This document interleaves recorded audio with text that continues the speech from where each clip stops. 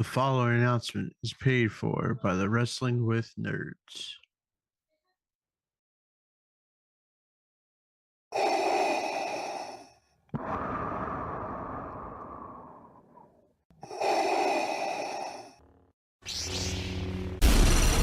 From Mordor to Hogwarts to Gotham, the nerds have come together to create a show for nerds by nerds. Join nerds doing nerd things as they talk about all things nerdy. Stay up to date on the show by liking the Nerds Doing Nerd Things Facebook page.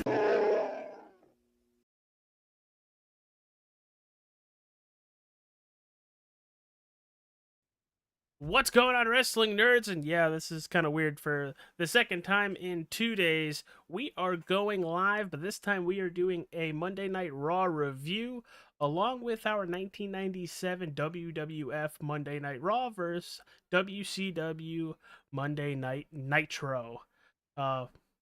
Me, Raw, TJ, the bad guys.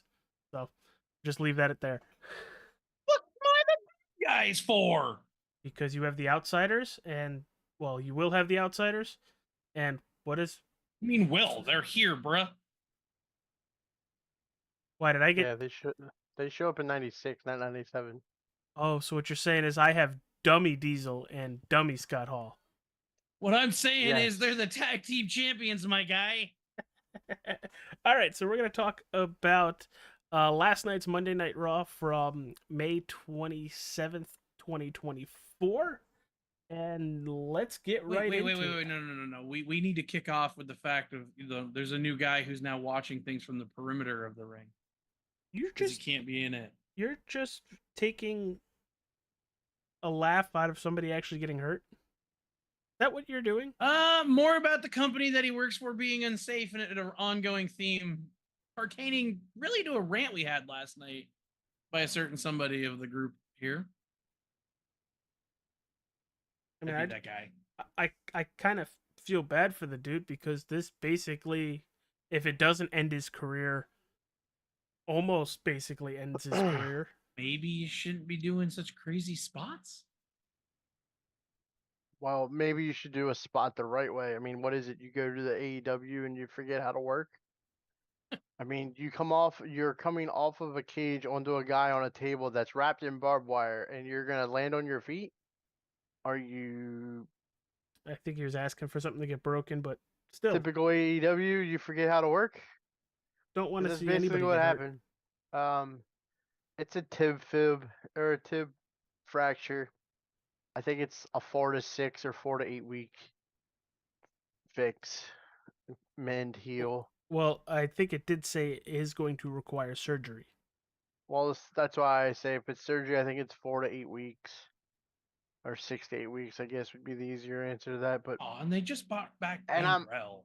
I'm almost wondering if it's the same leg as he tore his Achilles on, because that might play a hampering factor in all of it. But again, it's the same thing as what I said last night in my rant. They just don't. They throw caution to the wind and just do whatever they want, and this happens. This is not the first time there's been a botch where an ankle gets broken in AEW. So I'm not shocked. Yeah, not shocked. I mean, it is what it is. And just like the wrestling business, everything moves on. But let's get into last night's Monday Night Raw. Started out with Drew McIntyre, Damian Priest. What'd you guys all think of that one? Because Damian kind of mentioned a certain wife of Drew, and I thought Drew was going to Claymore kick Priest's head back to the Judgment Day. Let's not forget that started with Gunther. It did. It did. It started with Gunther. Ludwig Kaiser was sitting king. or standing in the middle of the ring, introducing Gunther. Why doesn't he wear the crown? Is it kind of like the Cody belt thing where he rather carry it than wear it? Well, a ring general wears no crown. King of the Ring General. I don't know. It probably doesn't fit. It's one size, so it probably doesn't fit his big ass head. But basically, Gunther gets a championship match at SummerSlam, and he basically tells Drew, "You might not even be the champion by the time I fight for this Tells title." te- tells Damien he may Damien, not yeah. be the champion. Sorry, there's a Because lot when of Drew D's comes, there. because when Drew comes out, what's Gunther do? He leaves the ring. Makes sense. My But yeah, my it was. fight isn't for you guys right now. I thought it was kind of. I enjoyed the little banner back and forth. Um, I think it's funny that Drew was trying everything he could to get under Damien's skin and it didn't work, and all Damien had to do was ask if his wife was going to be there, and he was instantly under his skin, which was hilarious. Mm-hmm. Also, what Damien's point was that his mind game attempt with the crowd was not going to work. Yeah, I anybody else thinking that's getting old when he mentions like CM Punk like that? Oh, say what if it's a CM Punk thing? You're gonna get that until CM Punk's ready to come back and fight you. The thing is, though, it's hilarious because if anything, it's showing you who's in Drew's head. Yeah, got a point. But I don't know. Something about this. Is anybody else thinking Damien is very, very, very, very cringy on the mic? Because I'm really getting that from Damien. Damien's not cringy on the mic. The one that was cringy on the mic was Gunther. Well, I was gonna mention him too. But I'm just I like Damien on the microphone. I mean, Damien is just a big man that'll kick your ass, and he just basically will take him taking that shot at Drew was just brilliant. So, and let's not forget a fourth person joins us in the ring this segment before it goes off air. Talking about Braun? That would be the very large fourth person. Well, the thing is with Braun, he shows up multiple times throughout the Monday Night Raw episode, and each time he just captures the whole screen of. Have you seen JD Madonna? Where's JD? Shrek's trying to kill Farquaad, bruh. I'm gonna make you a Funko. I love how you steal my line. I'm the one that said he looked like Shrek last night. They're definitely getting Braun back involved with everything, and it's good to see. I saw some idiots online talking about, oh, he looks bigger than he did before. Well, maybe a little more balder. Weight gain. In case you didn't know, Braun was out for a neck injury, so he probably put on weight to protect his neck, the same way Randy put on weight to protect his back. It's kind of how you protect yourself is by adding more weight, so it's not bone on mat. I don't just unless you wear a padded vest like Roman Reigns for half your career. I don't care. He still looks like massive, big. Like I don't see fat. I see bulk. This isn't Big Show like unhealthy. This is just Braun Strowman ready to beat the living you-know-what out of you. I'm going to kill you. But I liked seeing him in the show. I'm a Braun Strowman fan. I like Braun. I like the big I'm monster going to destroy you. Not a lot of moveset. Doesn't need to have a big moveset. Just straight up power. And when that locomotive takes off running, talk about it at the end of the show. I don't care who you are or what you are. I'm not standing in front of it. No, I'm good. Thank you. How's that line go for Major League 2? There's a train of the tracks. You're going to get run over, butthead. Jesus. But that leads in a Major League 2 reference, literally out of left field. Look at the sport. Oh, never mind. Braun Strowman defeating JD McDonough. Saw this one coming, and I just love how it continues through the whole night. We'll continue with that. But let's have some fun with Ricochet and Ilya in a no contest due to an interference with Ryan's new favorite wrestler, Braun Breaker. Oh, it's not new. I don't think Not it's new new, for a buddy. long shot, but yeah. Braun Um, showed up and said, "You're gonna kick me out of, not put me in King of the Ring. Fine. You're gonna just suspend me. Fine. I'm gonna destroy these two, and I'm gonna love every single minute of it." the only issue I have with what happened with, we never got a replay of Samantha, her reaction to Ricochet dying. Because we have Samantha replays I'm of her sure doing it everything. exists. I very much want to see her face when Ricochet basically has his ribs ripped out from the back of his back, through the back of his back. I'm sure it exists somewhere. But yeah, I very much. It was a good match to begin with. But to have it end in a no contest with Braun Breaker interfering and decimating both of them just elevates Braun into, I guess, more of a badass. And is it me, or are they kind of doing like a Stone Cold kind of thing with him? More of a Goldberg. Anti-hero? More of a Goldberg? Yeah, but did Goldberg Mm. interfere in all these kind of No, but matches? just being completely unstoppable. Oh, okay. All right, I could see that too. I just went a anti-authority kind of thing of screw you, Adam Pierce. I'm doing what I want, and it's all your fault. True. It's a good mixture of both. Either way, it's entertaining. I mean, I would like to see the actual finish to this match maybe someday. Maybe put it on WWE Speed where Braun shouldn't show up. Yeah, but Speed isn't just cruiserweights; it's everybody.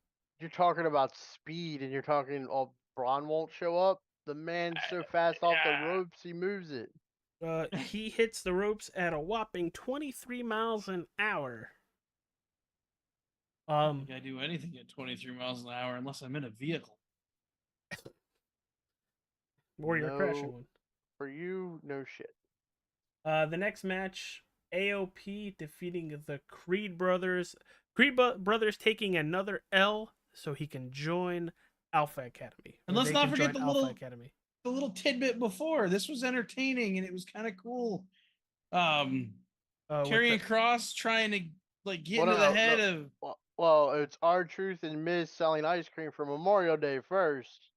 Yeah. Remember, That's what started it. Hey, Miz, what were you gonna say? And you're. Yeah. And Miz is dressed in all white because he's vanilla, and he's like, "Well, I thought you'd be," and then Woods and Kofi come in and go, "What were you gonna say, Miz?" No, strawberry. And then Karrion Kross shows up, and they close Basically the ice cream truck. baiting Xavier to turn and leave the New Day. Leave Kofi. Which basically, do his own thing. if anything, TJ, you were all for that. Dude, a heel Xavier run could be fun. Granted, I don't know what that would do for it would be hard with up, down, down, and I don't know if it needs to be a heel Xavier run, but it could be a good chance for both of them to go on a singles runs. It's been 10 years? They can break up, they can stop tagging together and go their singles way and still be faces. I feel like that's where they're headed. Hell, if you look at the way they come to the ring as tag partners, Kofi's wearing some ugly ass shorts for the last 3 months while Woods is still wearing his regular ring gear.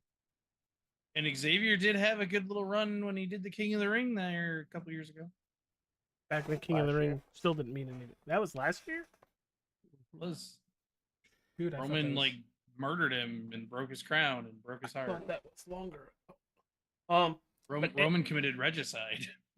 But AOP kind of just destroys the Creed brothers. Are we actually thinking that the Creed brothers are eventually going to join up with Chad Gable? Yes. I don't foresee any way for them forward.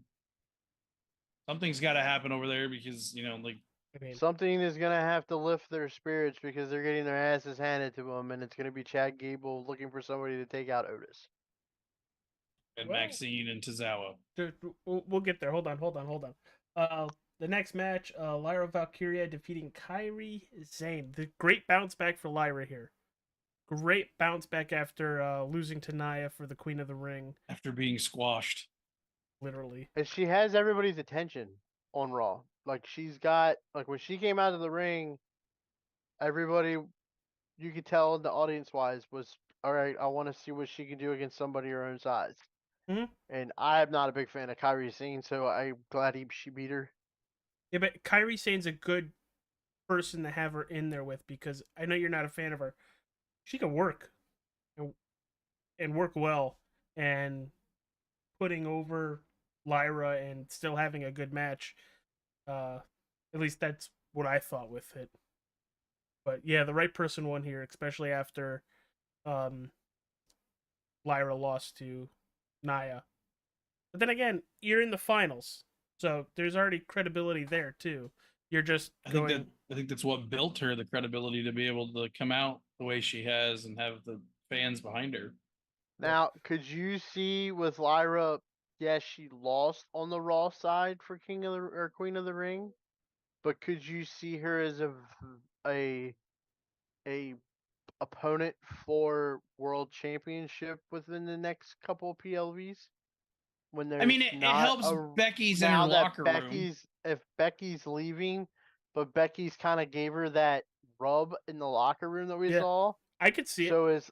So is Lyra gonna take up for Becky now, and it's gonna be Lyra versus Liv going into Berlin? I would not mind that at all, especially with how they're building Lyra. She's slowly getting steam, and I think by the time they get to I don't know if it's Berlin, slowly. I think with Queen of the Ring, it's pretty much like, hey, you're okay. here in the pecking order. Becky's here, Liv's just a little higher. So for me, this is just for me. Internet's probably gonna kill me on this. Until her match with Naira, I thought a lot of her wins were flukes. Did you just call her Naira? Naya, Said Naira. Naira Jax. Yep. That's all right, MFJ. We got you. Naira Jackson, good night, everybody. Laya Valkyria. Liar Valkyria. Liar Valkyria. I agree. I mean, she had the momentum from NXT, which helped her. She gets to the main roster, and there's that little bit of like the people that are diehard enough to watch NXT and Raw. They knew who she was and they were ready, but it takes you a minute to click to those ones that don't tune in on Tuesdays. Mm-hmm. And I think her outing at King and Queen of the Ring was enough to get everybody else's attention. And now it's like I want to see what she's gonna do. Listen, I have to rack my brain to remember the other one that got drafted to Raw who had a little spot with Aldous. Yes, I know her Deanna name's Blair. James. Oh, see, I didn't even think it was her. But it's not even Aldous. Yeah, maybe it's Pierce. Then who? Didn't the other one? Who went to SmackDown? That the Davenport one? Davenport? Blair Davenport. See, I had something right, just the wrong night. Yeah. Say, Kiana James, I can't wait till she gets started because I can see her going right into the role. Right into them topper roles. What do you think she's doing trying to be the aide for Adam Pearce? Like that was she's trying to be an aide. I think she was just trying to get an ear with him to like, hey, what am I doing? Last week she goes as they're wheeling Kale Dixon into the ambulance. She goes, Adam, can I help you with anything? She goes, no, I got it covered, and walks away. And then last night, Adam, do you need anything from me? And she goes, yeah, I need a drink. Let's go to my office. So to me, she's trying to. She's a businesswoman. She ain't stupid.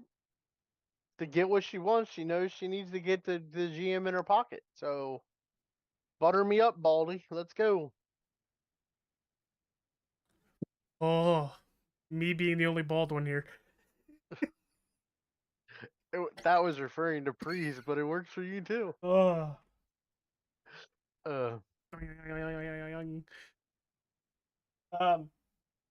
So save me, someone. Rey Mysterio defeating Carlito. I could care less. What about the Judgment Day interference at the end of it, where you have Damian Priest come out and literally take care of the LWO, and then look at Finn and I think it's Carlito. Like, why do I have to clean up your messes?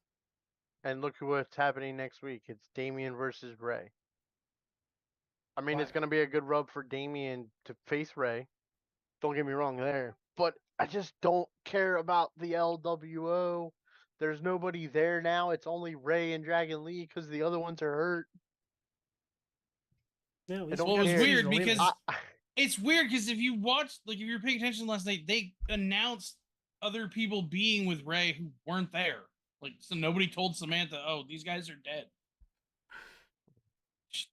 I think I'm she said I, Joaquin to, Wild and the other guy, to and be we got completely Dragon honest Lee. with the LWO and Rey Mysterio and everything, I know Rey Mysterio is loved by everybody, but I'm ready for match 3 between him and Dominic, where it's hair versus mask and Rey goes away. That's what I'm ready for, to be honest with you. Somebody's got a flipped wing. I'm just. There's nothing more Rey needs to do. And the popularity of Ray because of the mask and everything, after 20 years, is finally worn off, and it's like, just go away. You're not really Enjoy needed anymore. retirement. Yeah, it's like you're not needed. Go away.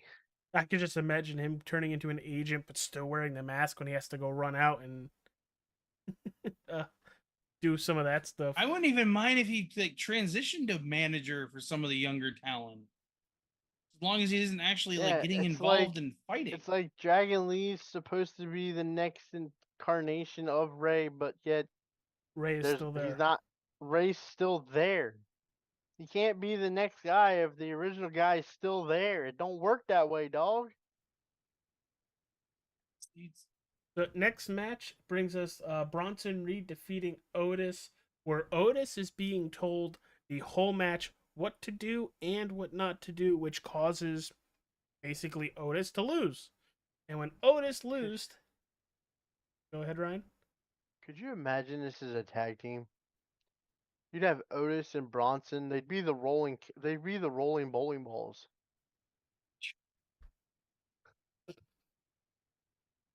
They're identical. Bowling balls with feet.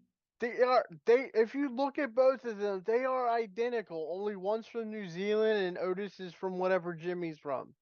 One is Samoan and the other one is not. That's the only difference between these two. I bet they wear the same size singlet. You saw the matchup card. That was the coolest thing that Raw did last night, was they put up the stats for both of these men, and they're literally within an inch or a pound or whatever off of each other. It's remarkable. The two of them running into somebody with somebody in the middle. It would look like the cartoons where the guy in the middle's eyeballs and tongue pop out of their head.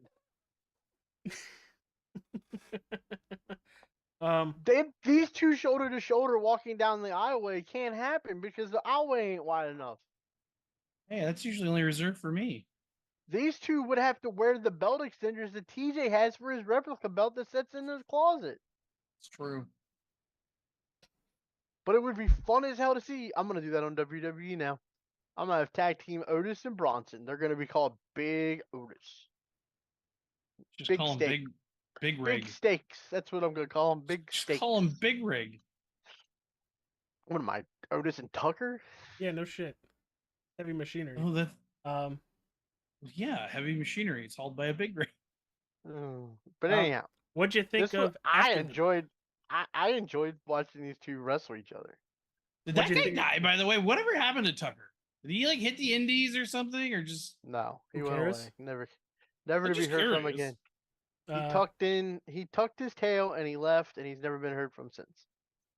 What'd you guys think of how the match ended and the story being told throughout the match, where Otis is getting play called from the sidelines? It's gonna. I mean, we all know where it's going to. We know where it's going. It's just how much longer are we gonna have to wait? I mean, he was gonna lash. Not long. He was gonna lash Otis in the ring for disobeying him, like a 1960s father to his son for disobeying him. Like a bad scene from And then, Starship Troopers. The hotter younger sister had to step in and tell Dad no.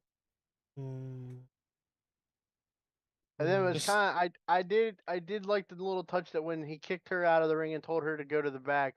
When Sammy came out, Sammy looked and asked her if she was okay, and she like had to get away. I did like that little touch. Sammy comes in like a bat out of hell, starts beating the crap out of Gable to the point where Otis then intervenes and pulls Sammy off.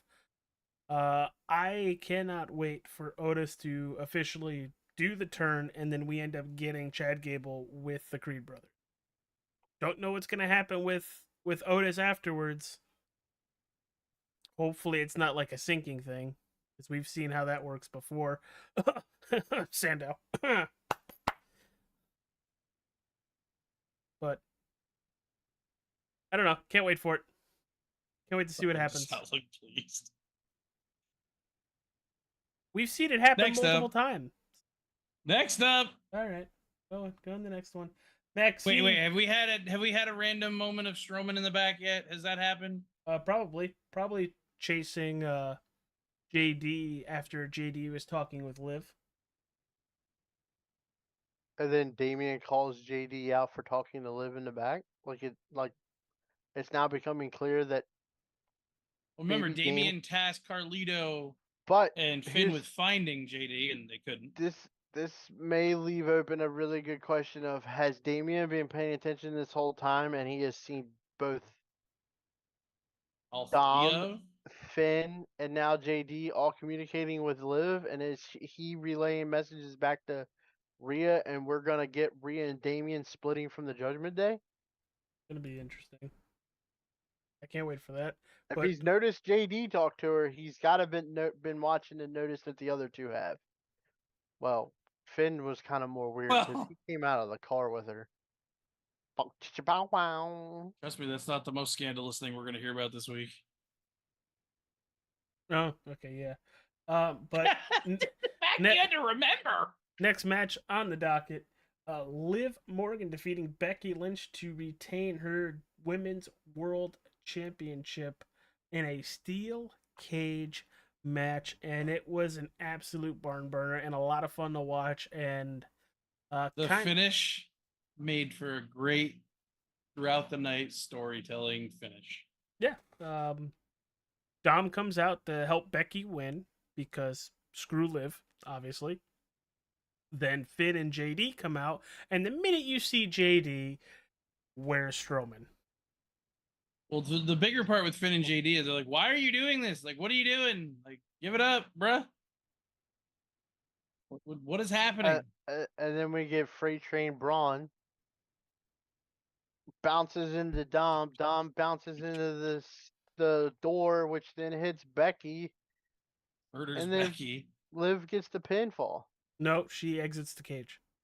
Oh, she exits the cage. Whatever. I wasn't paying attention to the finish. Liv wins the cage match. Woo! And could this be the last time we see Becky Lynch wrestling in WWE? No. It'll be the last time you see her for a while, but no.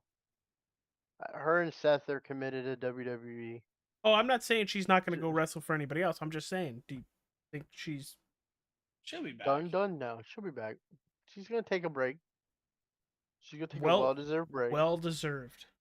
Because to my And- knowledge, and- Seth did sign a new contract. and Smeltzer and Alvarez will give us updates every week that AEW is doing this and AEW is throwing her this kind of money and AEW is gonna offer her this and all that, and she's gonna end up back in WWE. Do you think it hurts her career if she goes anywhere else?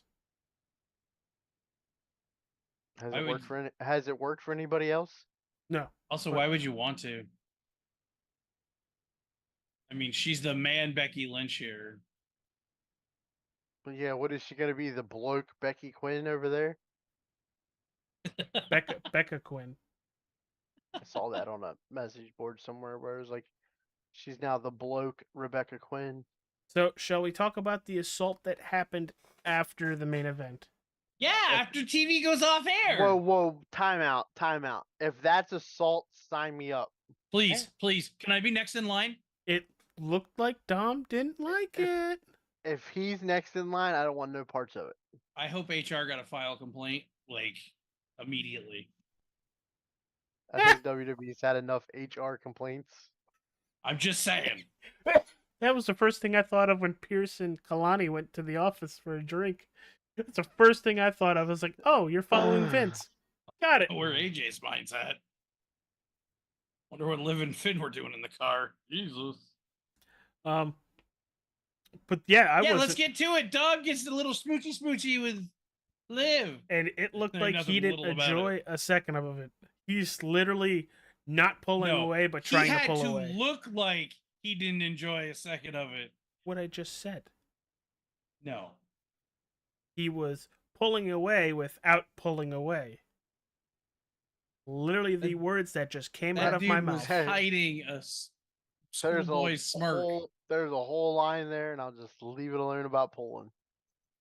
Nah, Finn apparently was doing the pulling.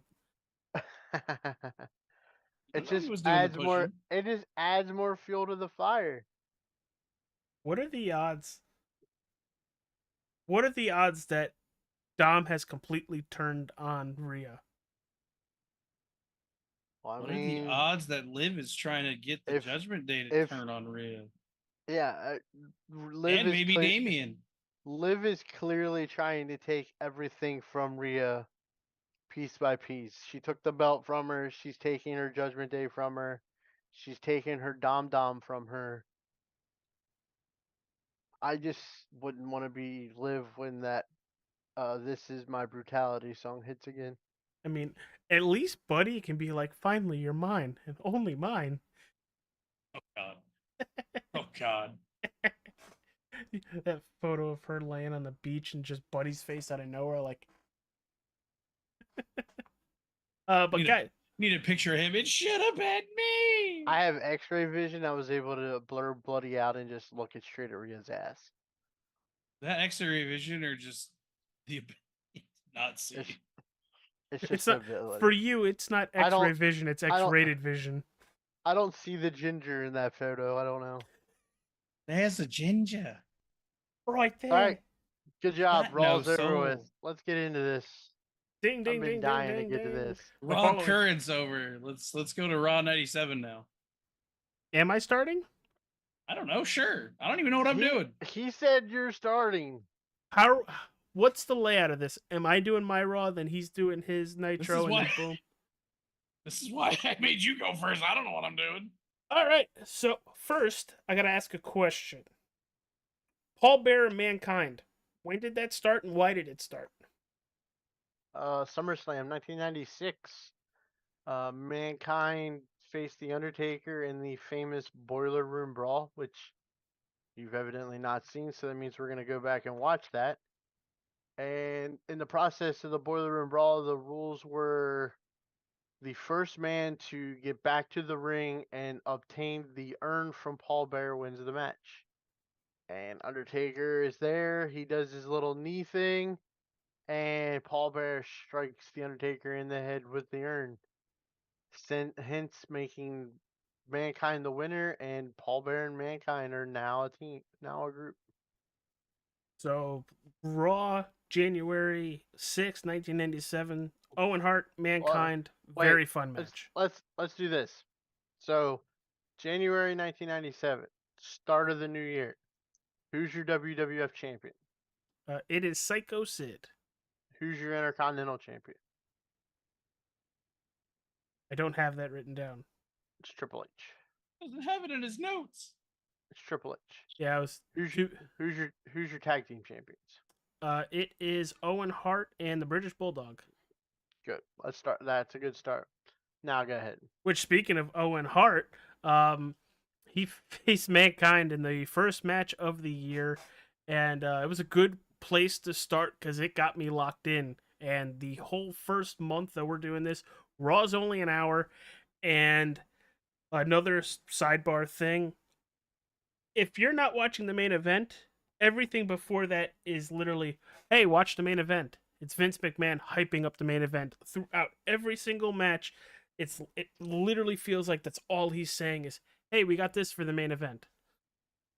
To the point where if you're not watching what's going on, you have no clue whatsoever because it's not like he really is commentating on what's going on in the ring.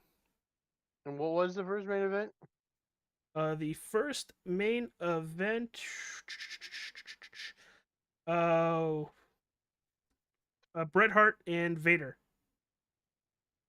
Yes, because I pointed out to you very odd occurrence when you go back and watch this. Bret Hart is wearing all white boots And they're instead of Davy his. Boys. And yeah, they're Davy Boy's boots, not Bret's. You can tell from the look of them. And he doesn't have the famous black trim on the boots. It's a very odd look for Bret. It's a really good match, if I'm not mistaken. And It's a they, very, very good match. Running full speed at Vader. There was a really cool moment where Bret just goes and runs at Vader and just cleans him out over the top rope. And then with that happening, here comes Stone Cold, and as Stone Cold normally does, interferes and stuns Bret with the distracted referee, and it's adding more fuel to the Bret and Austin stuff that I guess we saw in late '96. yeah, just to give you a piece there.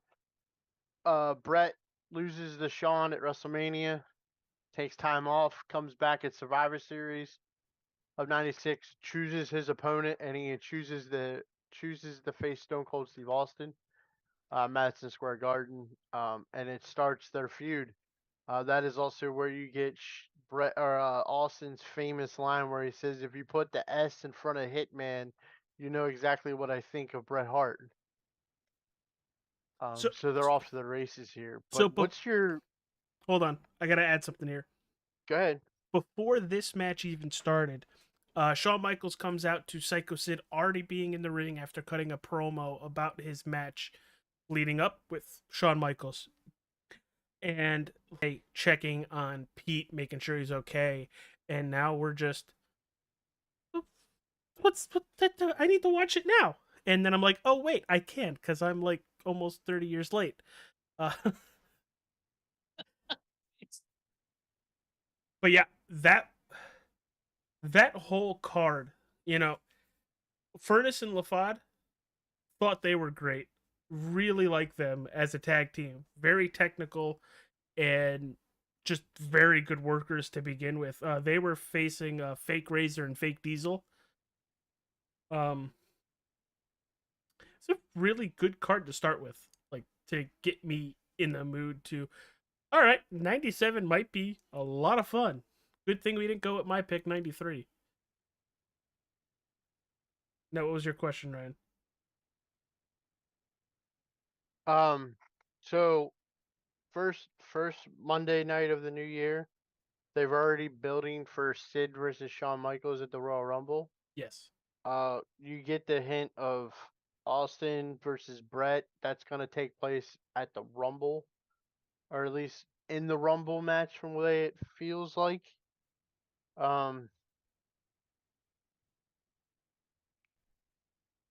What did your? Go ahead and go for your next week. We're not going to jump into his. We're not going to do week 1, both of ours. Week 2, both of ours. Week 3, both of ours. I figured that's how we would do it. That way we stay in chronological order of what's going on with both shows. Fine with me. All right, TJ. What's your week 1? Whoa. Just because you think you have the answers, don't mean I'm giving you these questions yet. We got to find out who my champions are. Okay? You just Googled them up, so let us know. I already knew who my champions were. I watched it, bro.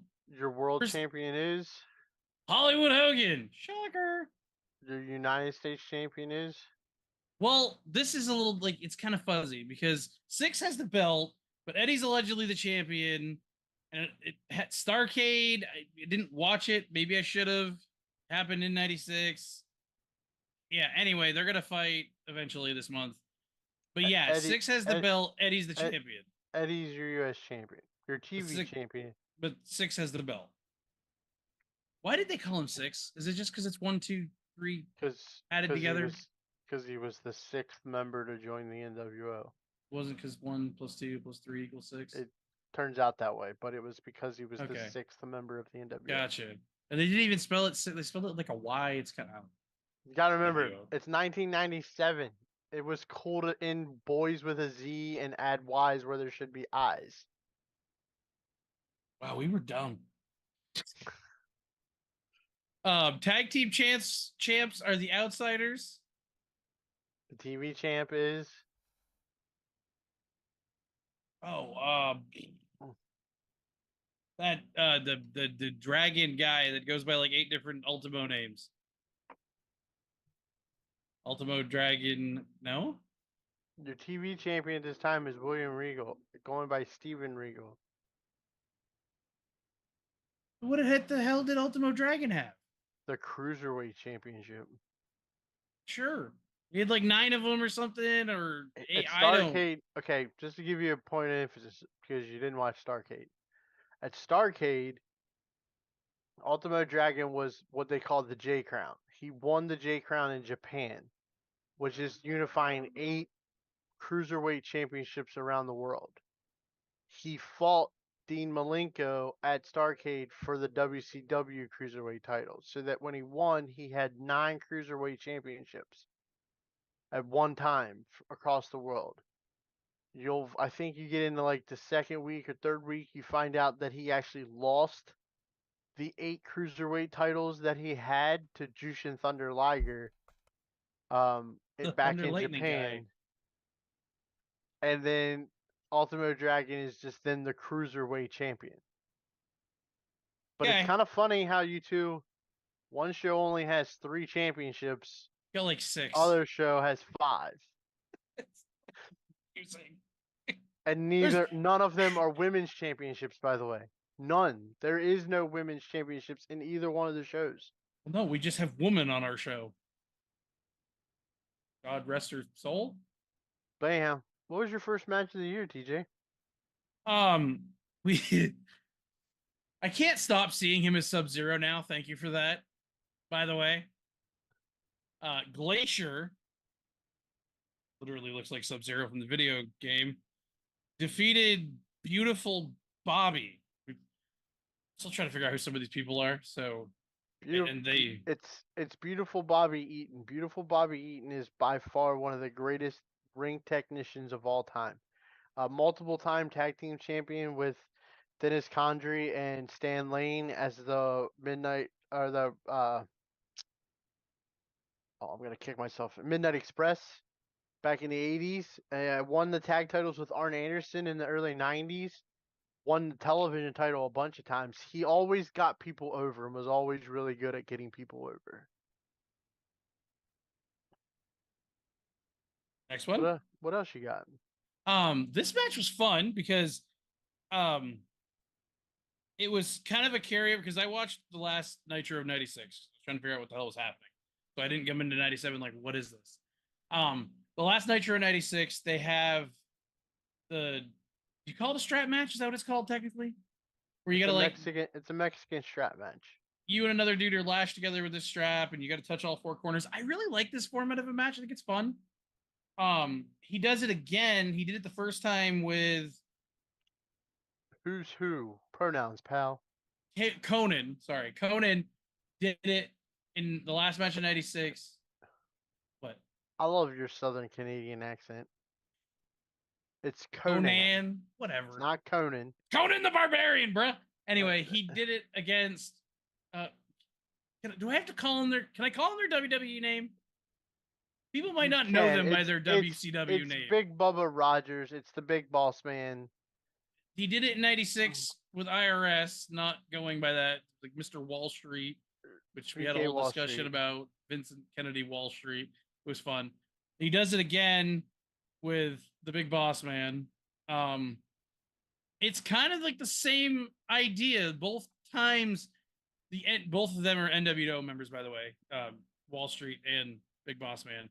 And like it looks like they have the upper hand, but like while it's happening, Conan behind him is like, okay, I'll touch this. I'll touch this.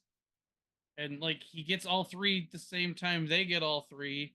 And then like they kind of, in like trying to murder him before winning the match, end up giving him the 4th ring post that he has to touch to win the match. And they're like, oh, I won. He's like, no, dude, he won. You just didn't know it. And it was fun. It was a cool thing. Jimmy Hart is with Conan, so Because Conan's a part of the Dungeon of Doom at this time. which I haven't like. The NWO does a really good job of having their whole faction together all the time. I know there's other members of the Dungeon of Doom. Like I'm pretty sure the Taskmaster, which is the one Cody calls Uncle Kevin, right? That's Uncle Kevin. Yeah. Uncle Kevin. He's in it. I couldn't tell you beyond that. I'm still trying to figure it all out. So Jimmy Hart's out there frequently, but he's there for both of them, and it was fun. It was a cool match. They're quick. It's a quick match, obviously, because of the stipulation. I mean, you only got to hit the 4, and you're not going to take you to do that long, especially when you're tied to the guy. I mean, it's not like you could throw him out of the ring. You're going to throw him out of the ring. Well, I got to go with you. So that doesn't really happen. So they're quick matches, but they're fun. I like it. I wouldn't mind seeing. I know we just talked about the LWO, but maybe something fun like that with the LWO could do something. Then we get the Regal, who is your world television champion, versus Jim Duggan. Hacksaw. Oh. That match ends in a time limit draw, which that was common for the era, right? Time limit draws. Well, the television championship, it's kind of funny because the television championship on TV has a 10-minute time limit, and on pay-per-views has a 15-minute time limit. Okay. Which is hilarious because the match only went 8 minutes and 27 seconds. So, what was the time limit? This is WCW at its best. So Yeah. the difference I'm seeing, but just right now between the two shows, WWF usually has about 3 matches, but each match goes almost 10 to 15 minutes. Wow. Whereas WCW has like 15 matches that go anywhere from a minute to several minutes. Well, okay, I have it right here in front of me.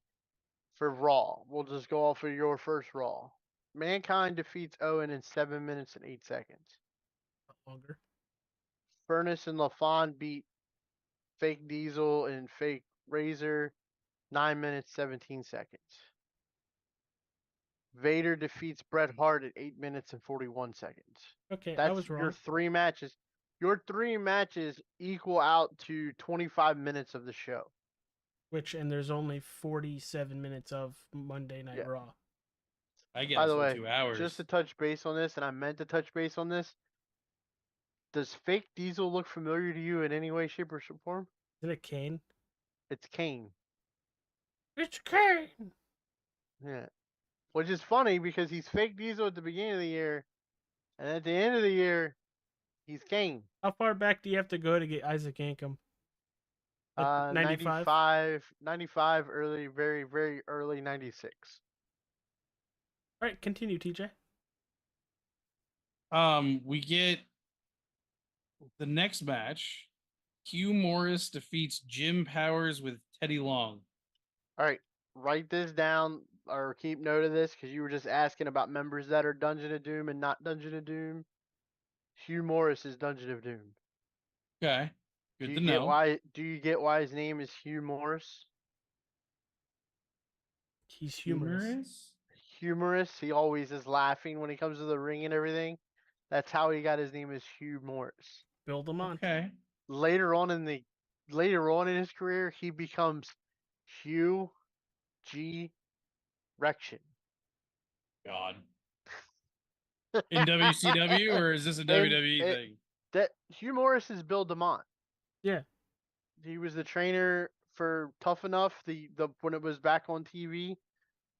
That's who Hugh Morris is. Till he got fired. He's like a 320-pound man that I always liked watching him wrestle. Okay, so I see him as huge in a huge. That's a squash match. That's a talent versus. Now, what is Teddy Long's affiliation at this point? He's just a manager. He's just a manager. He's just the manager of Jim Powers.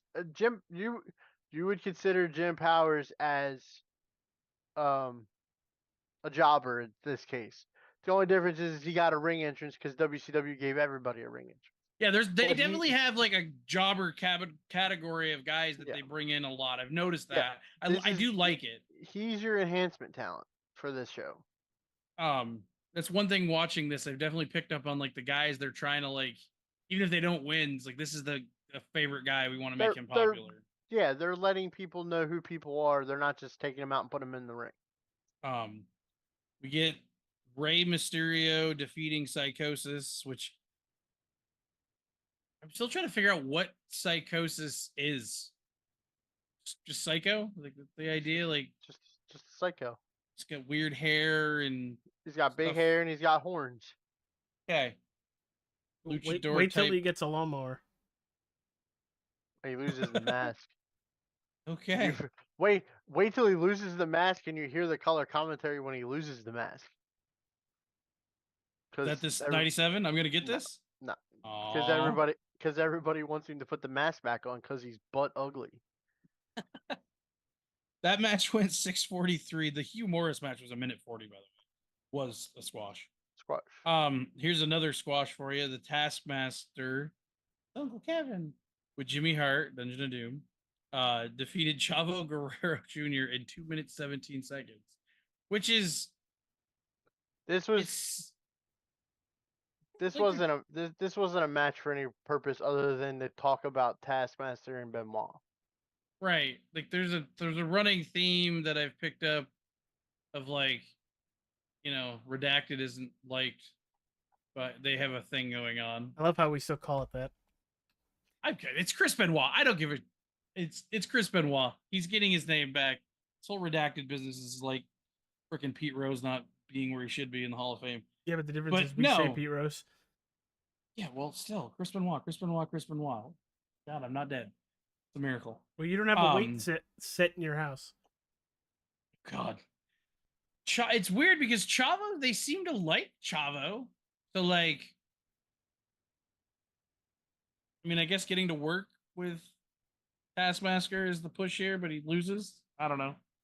It's Master, by the way, not Masker. I said Master. It sounds like you say Masker. Well, do you think I have some weird Canadian Southern? I don't know. Let's go. Eddie defeats Alex Wright, who is one of their enhancement guys, to retain his United States Heavyweight Championship.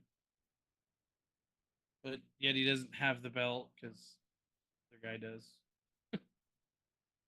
That match went 9 minutes and 5 seconds. This is definitely a favorite duo right here. They're featured quite a bit in the month of January. Harlem Heat, Booker T, Stevie Ray with sister Sherry. Why did they put her with them? I am lost on that one. Because they were looking for a manager, and the manager they went and found was sister Sherry. Okay. All right. I honestly thought you were going to talk about the amazing French Canadians from being from South Canada and everything you are. They're annoying. These are the Quebecers from early WWF. They're annoying. From early mid-90s WWF. That's who these guys are. They're annoying. Well, because they're French and they're Canadian. Nobody likes French Canada unless you like the hockey team there. Outside of that, there's nothing to like. And what was the main event? Luger defeated Meng. Ming. Why isn't it an I? Because it's Ming. Meng. Ming. Who? Yes. Ming is M-I-N-G. Meng. To you, the WWE audience, he's Haku. Yes. It's Haku. It's Ming. What is the build for this whole show? What are they building towards? Is there anything? Well, we've got Clash of the Champions, which coming in like 3 weeks, which I don't understand the name at all. One champion card. And then we also have NWO Sold Out coming at the end. So we're building to NWO's first only pay-per-view. Yeah.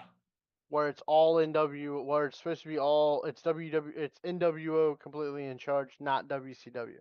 Which Mr. Bischoff. Is Hogan the only one that calls him Mr. Bischoff? Everybody else calls him Probably. Eric Bischoff. Probably. But It's are they weird. all? They're also building. Are they? I'm going as this as somebody that's not watched, but I know. But I'm asking the questions. So are they building to off of Starcade into like what are they building towards the main event, or are they building towards the main event yet for Sold Out? Well, so Starcade saw us have Hogan lose, but you can't prove it because the footage has been redacted, to Piper, and then Piper got murdered. Um, and that's been the big thing. The Giant won some triple World War III battle royal thing, and wants his title shot to the point that he defies the NWO to get it and gets kicked out, excommunicado style, from the NWO, so he can have his big title shot with Hogan, which we're gonna run around that for the next month. But it, happens. Do we get week 1? Is there a Sting appearance? Yeah, so that's the other running theme is like we're in full I don't talk, I'm in whiteface and black paint Sting. I appear when I want to, and I think he took out Duggan because Duggan's waving some WCW flag. And it's like the overall take that I've taken away from this is WCW has no directional leadership. And the ones that they do, Sting kills. He doesn't kill them, but I mean he buries them in the ring. Was it so much that's so your take on it and this is a good thing. Your take on why Sting dropped Duggan is because he's WCW. Well, no, the NWO keep claiming he's with him, but like, I mean, they also have their fake Sting, which is really, it's kind of like fake Diesel and fake other guy. But could it have been that Sting took out Duggan because Duggan called Sting out for not choosing sides? I'll buy that for now. I don't know, like, because the whole Sting turn, right? Like he gets, trying to remember how this happens. He has, we go from colorful face Sting. He doesn't turn. He basically what happens is NWO uses. Well, I say turn because he has his back the whole one promo. The NWO uses that fake Sting as the real Sting, and he attacks Luger outside before War Games. So everybody thinks that Sting has joined the NWO. And when they go to War Games, the real Sting shows up and says, "That wasn't me. I was in Japan. I don't know what you're talking about, and I'll prove it to you." And he goes out and he destroys everybody in the NWO during War Games, and then he walks out and leaves WCW to lose War Games. The next night on Nitro, he comes out and he tells that if you didn't believe in me, you fans can stick it, and he leaves and he becomes the Crow Sting. And he becomes this quiet, nobody talks, vigilante type Sting, but he's taking out NWO guys, he's taking out WCW guys. He doesn't. When does that all start? It's all started now. I mean, like, but it starts September. So, I think he shows up in white and black in October. But you're like, because I'm like, obviously, I'm joining in the middle of this, so I'm trying to like timeline it together. Yeah. So just to help speed along the process, what we got going on now for WCW is they're building towards Sold Out. Is Big Show or Giant getting his shot at Hogan? I believe it's already announced that the Steiner brothers are facing the Outsiders, only that Scott's out with a back injury at the moment. And due back. Six versus is Guerrero for the U.S. title, and it's supposed to be a ladder match. there's a thing going on with Diamond Dallas Page because the NWO get on the broadcast booth just a little bit here, and they tease Which that Diamond Dallas Page is coming to the NWO. and they I think the next episode they're having like dinner with him. Which by the way, the NWO taking over the and why the commentary team? Why do they keep switching them? Not like just when the NWO. I get that, but like you start out with Zbyszko. You start off with Zbyszko and Shivani, and then like halfway through the night, God, what's his name? Obviously, it goes from Tony and Zbyszko to Tony, Tenay, and Heenan. Like halfway through the night, like why? Do you like? I'm taking it you don't like that. It's just confusing. I just don't know why they're doing it. I don't mind it. It's actually I personally thought it's kind of refreshing. It's just weird. Never would have thought that would be normal. If you think that's weird, my friend, wait till you get into this where they're in the middle of a match and it's time for hour 2 to start, and they start doing pyro in the middle of a match, because that's how they used to segregate 1 and 2. But the reason they did that is because it made it seem like it was a fresh show. And it made it seem like it was 2 different shows. But it was all one show. When the NWO takes over, I don't mind if like DiBiase or like Hall and Nash get on, but God, is freaking Bischoff annoying on the mic. It's like I found that funny between the pair of you, that neither one of you, AJ doesn't like Vince on the broadcast. You don't like Bischoff on the broadcast. He's by the end of the month, he's growing on me a little bit. I think a lot of it had to do more with Sold Out, but like he's just so John Sterling of, if you know who John Sterling is, the homer for the Yankees who just retired. God bless him, love him. He's like the John Sterling of the NWO, and it's just annoying. Like I get it, but the other guys are like sort of like, hey, you know, that was cool. They're not as cool as us, but that was cool. And he's just like, no, them. All right. Well, AJ. All right. Well, we're going to January 13th. Hunter Hearst Helmsley starts the Raw of tagging with Jerry the King Lawler against Goldust and Mark Marrow. Very, very good match, telling a story of keeping true. Okay. You're gonna leave out the best part of Mark Marrow. Sable. Yeah. Yeah. Sable. Ryan licked a little leaf. It's just 2 big giant things named Sable. Puppies. I think we get that later. It's a very good tag team match with the object of keeping Goldust away from Triple H. It definitely seems like Hunter and Goldust is getting very, very personal. Yes, and that's kind of why you see them, until they actually do get to it in the match, for the most part, they are separate. Not even close to each other. But Triple H and Lawler win by disqualification. I very much enjoyed this storytelling, and we'll get to the Rumble match soon. Brett on commentary during the British Bulldog and Rocky Maivia match. Rocky Maivia wins by countout after Stone Cold Steve Austin stuns the British Bulldog at ringside. They do a lot of crap at ringside when it comes to interference. Just further adding the Brett and Stone Cold stuff from this match. I know I talked to you, Ryan, about when does Rocky Maivia turn into The Rock. Yeah, we're a couple months out after he gets hurt. And to, I think, finish the Raw, Undertaker versus Crush go back and forth in the main event with the Nation of Domination surrounding the ring.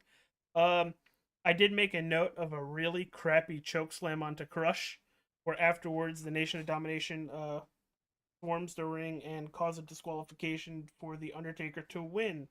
That also leads Vader to come down the ramp and start beating up on the Undertaker as well, adding to that feud with Paul Bearer as well. And that's my Monday Night Raw, another banger. And you know, as I'm going 2 weeks in a row, they are building stars along with keeping the stars from past years red hot.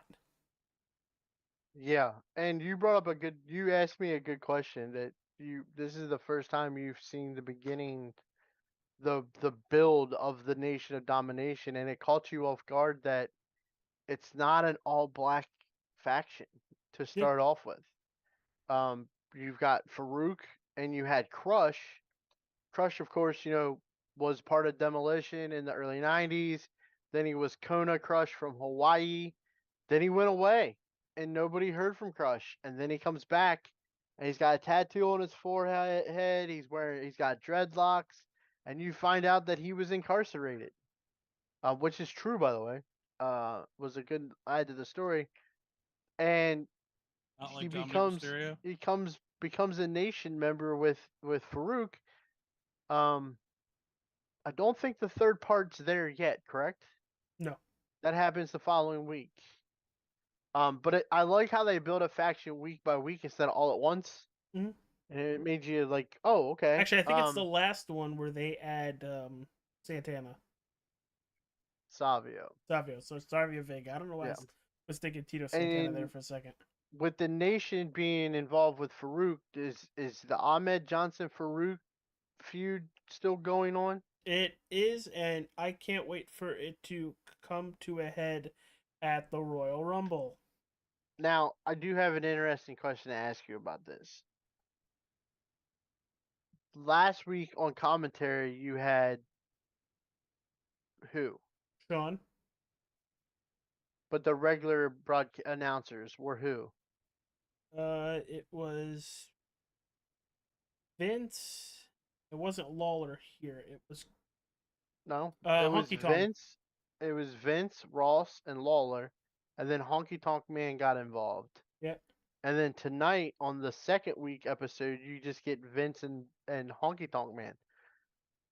Barring that he's the guy that opens our show every week, what did you think of the Honky Tonk Man as a broadcast partner? Throughout the whole show, I liked the overwhelming story of who's on his list to be the next greatest of all time. Yes. And he's got broadcasting chops. He really does. And he keeps the story going even though he's not painting the picture of what's going on in the ring. He is a very good, I don't want to say assistant to Vince McMahon when calling a match, but for the lack of words, yes. But he's also getting his own stuff in, which I thought was also very entertaining. Because I'm really curious on who's going to be on that list, because it literally could be anybody. Yeah, and if you've caught on to your first two episodes of Raw, they've both came from the same place because this is when they would do one live, one recorded. Mm-hmm. So your first two Raws came from Albany, New York, at the world famous Knickerbocker Arena. Actually, didn't. So you can think of the smaller arenas that Raw's playing to here in early 1997, and you go to the second week of Nitro, January 13th, 1997, and they're in the Louisiana Superdome for Nitro. Like where the Saints play? Yes. Oh, shit. Hey, or TJ, quickly run through some of these matches you got there. Yeah, quickly. We'll talk about your last match. I mean, we can also just kind of cover the big segment points of this whole stuff. We don't want to hit every little match because that works. There's the month of January, and it starts and continues. The Four Horsemen are not really in unison. Is there 4 or 5? Yes. It took me a minute to really figure it out. I think it took them a minute to figure it out. Jeff Jarrett's like trying to like side door his way in, and Mongo's wife's totally fine with that. Not everybody is totally fine with that. This is the start. Just so you both are aware, this starts in 1997. Starts the whole thing where Jeff Jarrett ends up being managed by Deborah for all of those years, both in WCW and WWF. This starts their partnership together. She has a thing for it. Yeah. Whatever. I don't know. It's weird. Then there's Woman. Woman, oh woman, won't you marry me now? That's what Flair's the only one that says the whole thing. I don't get it. Woman was in WCW or NWA in the late 80s. She managed, ironically enough, she managed Farouk when he was Ron Simmons and Butch Reed when they were the tag team known as Doom. She also used to manage. This is where this gets interesting. She managed Kevin Sullivan and Rick Steiner at the same time. She ends up marrying Kevin Sullivan. Okay, this this is why Sullivan. This is why that whole thing between Sullivan, Nancy, and Chris all get entangled because this was life intimidating art or art intimidating life. Woman is married to Sullivan. She ends up starting on screen with Benoit, and they end up together for real while she's still married to Kevin. So, and then these two are working together. Like Stephanie and China and Triple H. If you thought Matt and Edge beat the shit out of each other in real life, wait till you see what Sullivan and Benoit do to each other in the coming months. They beat the living piss out of each other at a pay-per-view coming up.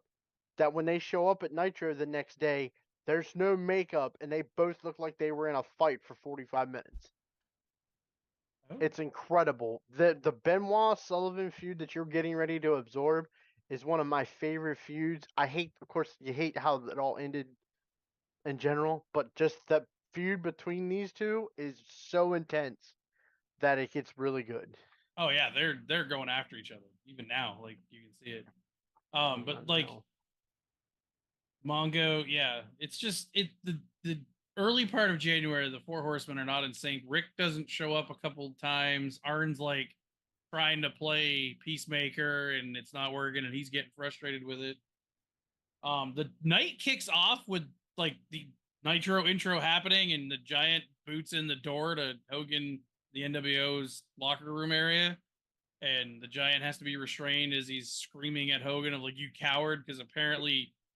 Correction, he calls him a four-legged feline. Okay. AKA he calls him a pussy. Yep.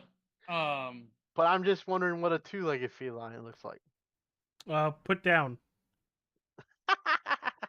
Anyway, apparently Hogan's like, "Oh, you don't actually have a match. There's no contract or some, I don't know."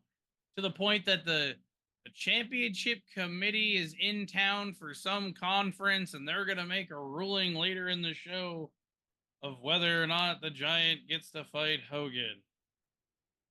There's a lot of weird, like, WCW think you don't see the people that allegedly are making the decisions, even though Bischoff's supposed to be in charge. It's kind of confusing. Like this, like, yeah. The hell did they say? The NAPTI convention? They're in for the NAPTI convention.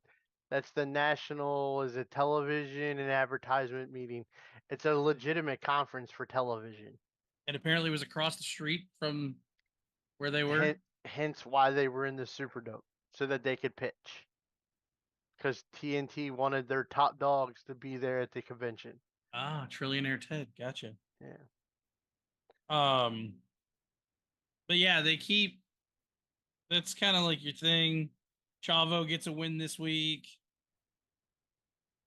Who else? There was some other thing. Jericho gets a win. So this week is your week where you get Sting attacks Duggan. And they also showed Sting attacking. Well, I had to think about it. Sting attacking, I think, Steiner and somebody else, Jarrett, after they were talking garbage about him. They showed that. So you're continuing your you talk bad about Sting. Sting comes a calling for you. Trying to peruse here.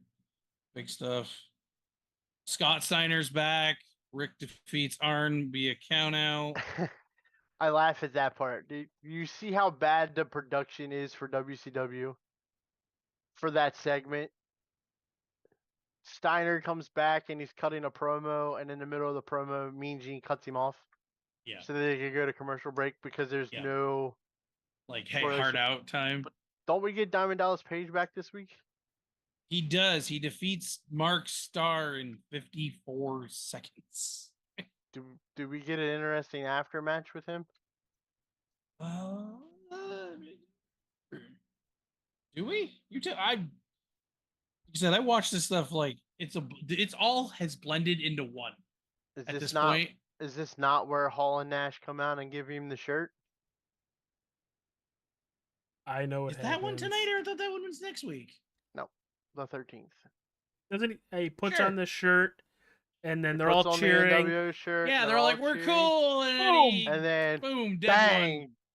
one. Well, And then for like a second, he's like, and Yeah. then he like, and the best spot of the entire night is Kevin Nash and the table. Because yeah, that guy. I meant to ask you about. Did that guy need like surgery? Nash like I goes don't out of know. the ring and like he bear hugs the table as he hits it and like the Yeah, table into in the the- crowd. into the And crowd. you see everybody in the crowd go, "Oh!" Yeah, I think it misses the guy, but yeah. It looked bad. I almost messaged you, be like, "Hey, did the guy in the crowd need help?" So on this card, on this thing, after they announced that Hogan will face Giant,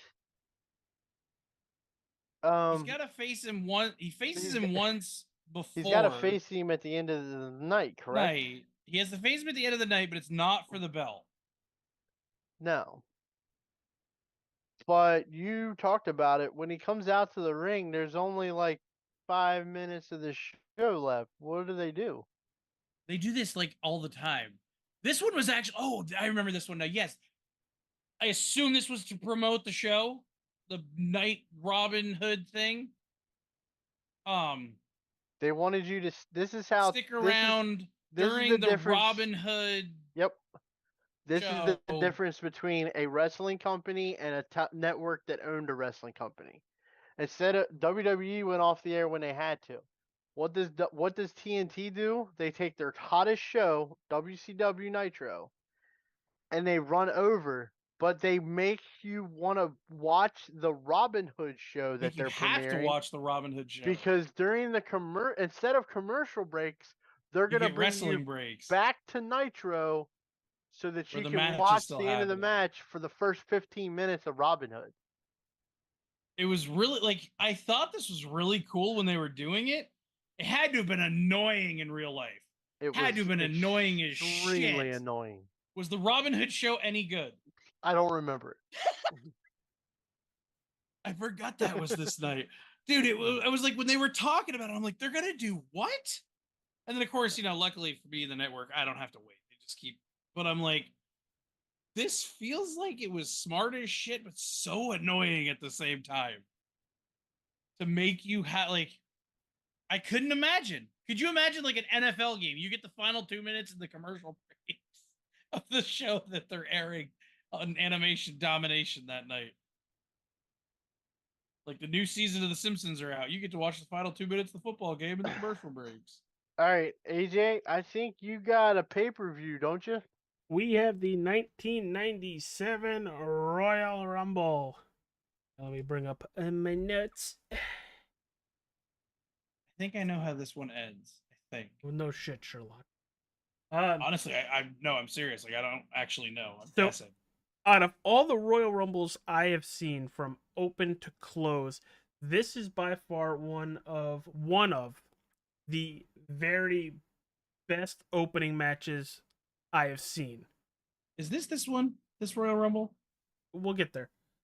Is it though? It's Hunter Hearst Helmsley with his butler, Mr. Hughes, defeating Goldust with Marlena, for the WWF Intercontinental Championship. Who is Terry Reynolds? It's his actual wife. a very, very, very, very, I don't want to call it a blood feud, but they have a very fun feud going on right now.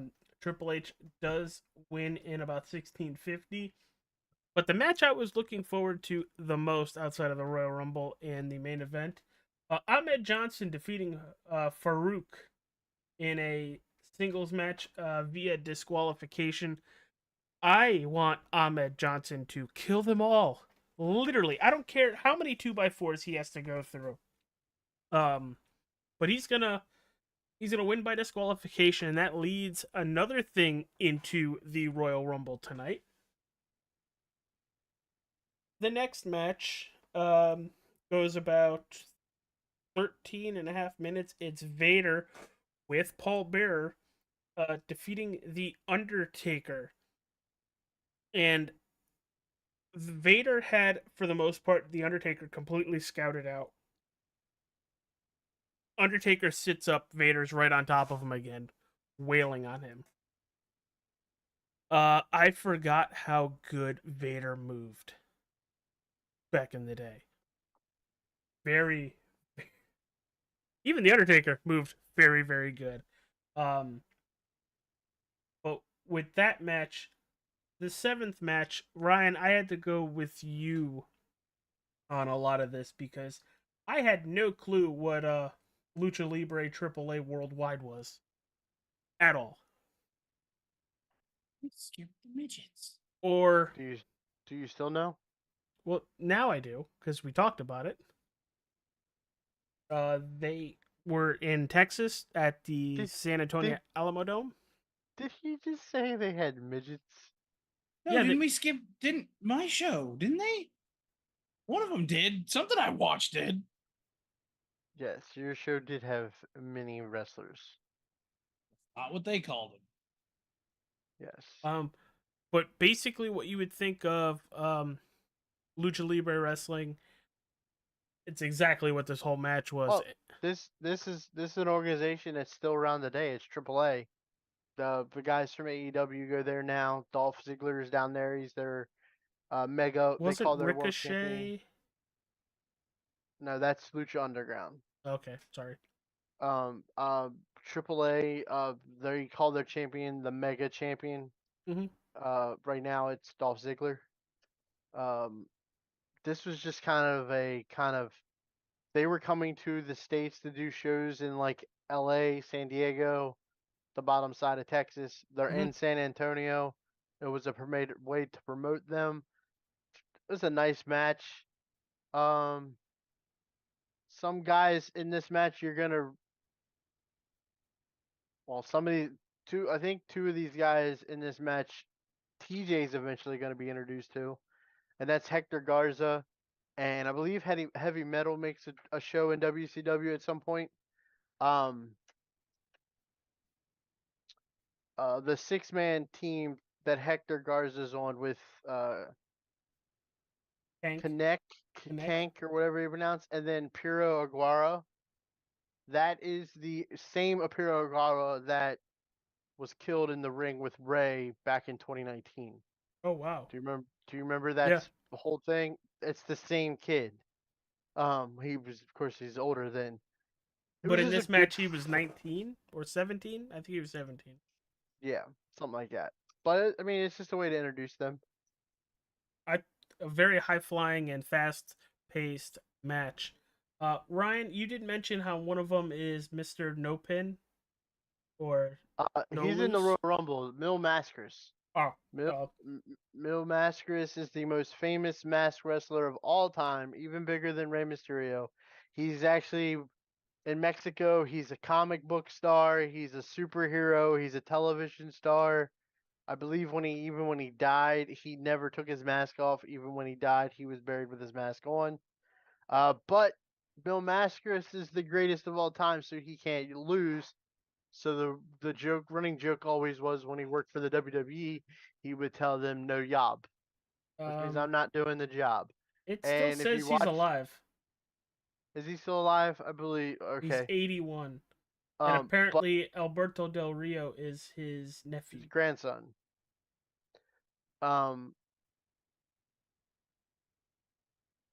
Shall we continue? But no, I'm sorry, Mil Mascaras, no job. He won't do the job for anybody. Hence why when you get into the Royal Rumble, the dumbass eliminates himself because that way he didn't lose to anybody. He eliminated himself. Mm. So let's get Okay. into that wonderful Royal Rumble that went 50 minutes. A lot of storyline going on in here. A lot of storyline. First off, Ahmed Johnson at number 2. He's gonna eliminate obviously himself and Fake Razor and Farouk later on. But then you have Stone Cold at 4, which or 5. He gets 10 eliminations in 45 minutes, and he has some of the best mid, I guess, entrance that I've ever seen. Where he'll just sit on the top rope, look at a fake watch, and then the minute Bret Hart's music hits. By the way, these are all me or gifts you could use in Yeah. This was a nice touch. And that was from 5 to 21. You know, a lot happened. Jerry Lawler comes from the announce table. I thought honestly about 10 years ago was the first time we saw that. Apparently not. But the ending of this Royal Rumble is where I think we should get going, because that is going to jump into what we're going to be doing starting. Guru says no. I think you need to talk about the Mankind Terry Funk situation and what occurs during that leads to the end of the Rumble. Oh, or they just keep kicking the shit out of each other? No, About what Charlie? happens during their brawl? While the refs are distracted dealing with their brawl, what happens in the middle of the Rumble? Bret Hart throws over Stone Cold. Eliminates Stone Cold, but nobody sees it, so Austin gets back into the ring. And then Austin gets back in the ring and then throws off over Bret Hart. But because of Stone Cold being eliminated and the last 4 people he eliminated were invalid, we're going to find out next week. They're going to do a 4-way elimination match at an In Your House in next month? In March? No, in February. No, in February, sorry. But yeah, the last 4: Undertaker, Vader, Bret Hart, and Stone Cold. And what a final 4. And it just adds. The funnier part is that's not the original Final 4. No? Who am I missing? The original Final 4 are Bret at 29. Yep. Fake Diesel at 28. Vader at 20, or Taker at 27, and Vader at 26. They write off Diesel by the end of this month, and they completely forget that he was ever in the Royal Rumble. But you also get some interaction after the Rumble with Bret. Yeah, he's pissed, and he starts taking it out on Vince. And you start to pull back the curtain that Vince. This is that time where, is Vince really in charge of the WWF and doing broadcasting, or is somebody else in charge and they're just making? And this is where it's being revealed. Jack Tunney? He's not in charge? Or Gorilla. That Vince is truly in charge. Yep. When you were watching this live, Ryan, how far into this did you realize Vince was the mastermind? For as far as how long into me watching wrestling that I think Vince was in charge? Yeah. Because me watching it now, like trying to be clean slate, first time ever seeing it, all that stuff, you really don't get it until maybe the next night where Bret interrupts them. I had enough people around me that watched before Vince was just a broadcaster. Mhm. Like before it was the WWF, back when it was WWF, and Vince's dad would be on television as the owner of it. So I had people around me telling me, Vince is in charge. Vince owns this company, right? You know this, right? Um, but as a kid, I mean, I still thought Jack Tunney was the president and that meant he had final say because He's not. they did a really good job through the 80s and the early 90s to make it that way where Vince there was no inkling of it other than what was in public. The steroid trial made it obvious that Vince was the owner of the company. Yeah. He was the guy on trial. But as a fan that didn't have dirt sheets and stuff back then, because I mean, 1997, I'm 9 years old here. I thought Vince. I know. I didn't think Vince owned it until this all starts. Internet at this point still goes. Get online. I just had gray hair on that one.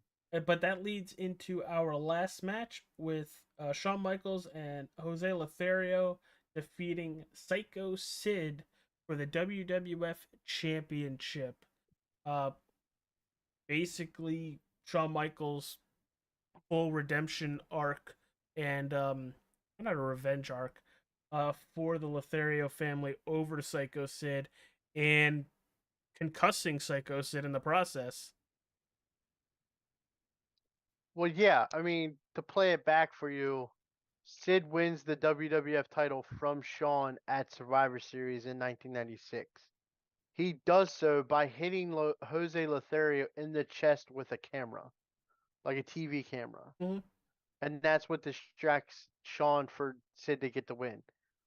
Ironically enough and funny enough that at that time Sid was getting a bigger pop than Shawn was.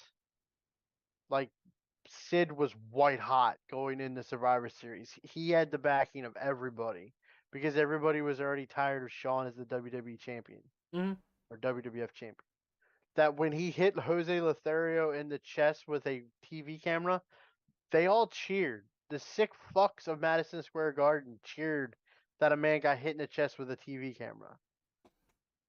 Um, and the only way they could put the belt back on Shawn is to put it in Shawn's hometown of San Antonio, Texas, where he was going to get the biggest pop. You told me something really interesting that this match was almost unwatchable for you. I was not a fan of everything going on within it. It was literally the audience that took me out of it from the minute Shawn comes out. You have a dude whistling the whole entire match. Everything could be fine in the ring. They could all be telling a story on commentary, but well, I can't even do it. But the whole entire match. I'm not joking. Ryan, when you went back and watched this, am I joking? I'm going to let you in on a little secret. Did you mute it? I watched this match live when it happened, and every single time I go back and watch Royal Rumble 1997, I never make it through this match. Is it because of that? It's just, eh. The match is mid to me. I never really thought of the whistling. Now that I will go back and watch it again to hear the whistling I for a hated it. few minutes. I But literally hated it. literally, if I want, I don't know why it is, but I've never been able to make it through the championship match. I can watch this whole card, be talking to you guys wide awake, and that championship match will start, and I'll be TJ. I mean, that's just literally. I don't think I've ever watched that match back in its entirety. I just never could. I love Sid Justice, Psycho Sid. He was always. I know he preferred softball more than wrestling, but I just liked Psycho Sid for his body structure. 6'10", muscular, jacked up dude. I just always liked Sid. So, Don't ask him to cut a promo live. well, don't ask him to hold the scissors either. We'll get into that later. or jump off the top rope. Well, somebody that big shouldn't come off the top rope. But all in all, I mean, so now. I thought it was a pretty solid pay-per-view for the most part, outside of the whistling and shit. So as of right now, it's set for WrestleMania. Shawn Michaels versus Stone Cold Steve Austin at WrestleMania 13. Shall we go to the next night on Raw? Yeah, let's go ahead and wrap you up, and then we can wrap TJ up. Because TJ, you don't have to do Clash of Champions because it's pointless. Yeah, there's one championship defended on the thing. I don't understand the thing at all. So I have 2 Raws left, by the way. Brett I have, quits. I have 2 Nitros left. Brett quits. Literally comes to the ring while they're doing their opening monologues. I'm done. Fix this or I'm out. And I think Vince even says it there. The referee's ruling is final, which I wonder where we've heard that before recently. But then that leads into Brett just bouncing out, and we're getting teased that Gorilla Monsoon's going to come out later for not like a press conference, but he's going to talk about what happened last night at the Royal Rumble. But the first match, it's a non-title match. Owen Hart and Davey Boy Smith defeat Doug Furnace and LaFon. And I thought it was kind of funny how oh crap, what's his name? The manager? Nope. I'm drawing a freaking blank here. And I had it written down. And I was just editing it and I just deleted all of it. A running power slam after Hart hit LaFon in the face with his slammy. So we already see that the slammy is going to be Logan Paul's brass knuckles, basically. Yeah. And then we get led into the Undertaker that he was fined for his entire Royal Rumble pay for choke slamming the referee after the Vader match. So Undertaker's already going crazy, and he's taking names and kicking ass. How does that one go? Kicking ass and taking names? That one. And jump to the next match. Farouk, Bart Gunn. Squash match. Basically a complete squash match. Undertaker is going to then sub for Psycho Sid, defeating Stone Cold Steve Austin via disqualification when Paul Bearer and Vader appeared at ringside. Vader attacked Taker. And then bring out Gorilla Monsoon. Speaking of gorillas, happy Harambe Day. Gorilla Monsoon states that Stone Cold Steve Austin did in fact win the Royal Rumble, but there is an asterisk next to that win. Introducing the 4-men elimination match, Austin, Hart, Undertaker, and Vader to somebody out of those 4 will challenge for the WWF Championship at WrestleMania, and that is for certain. Yeah, Monsoon comes out and announces that it's the final 4. Essentially it's not so much a 4 corners match or a fatal 4-way. It's basically a final 4 replay of the Royal Rumble. You can get eliminated over the top rope, you can get pinned, or you can submit. So it's kind of a mixture of a fatal 4-way and a Rumble. And but literally all 4 of these guys are beating the hell out of each other. To go off the air, and it was fantastic. But yeah, they were all playing it off of if Brett will accept these terms, he will have a chance to then get the match at Mania that he thinks he deserves. And Brett comes back through the crowd. I accept, and chaos ensued. Yeah, I love these quick and easy Raws.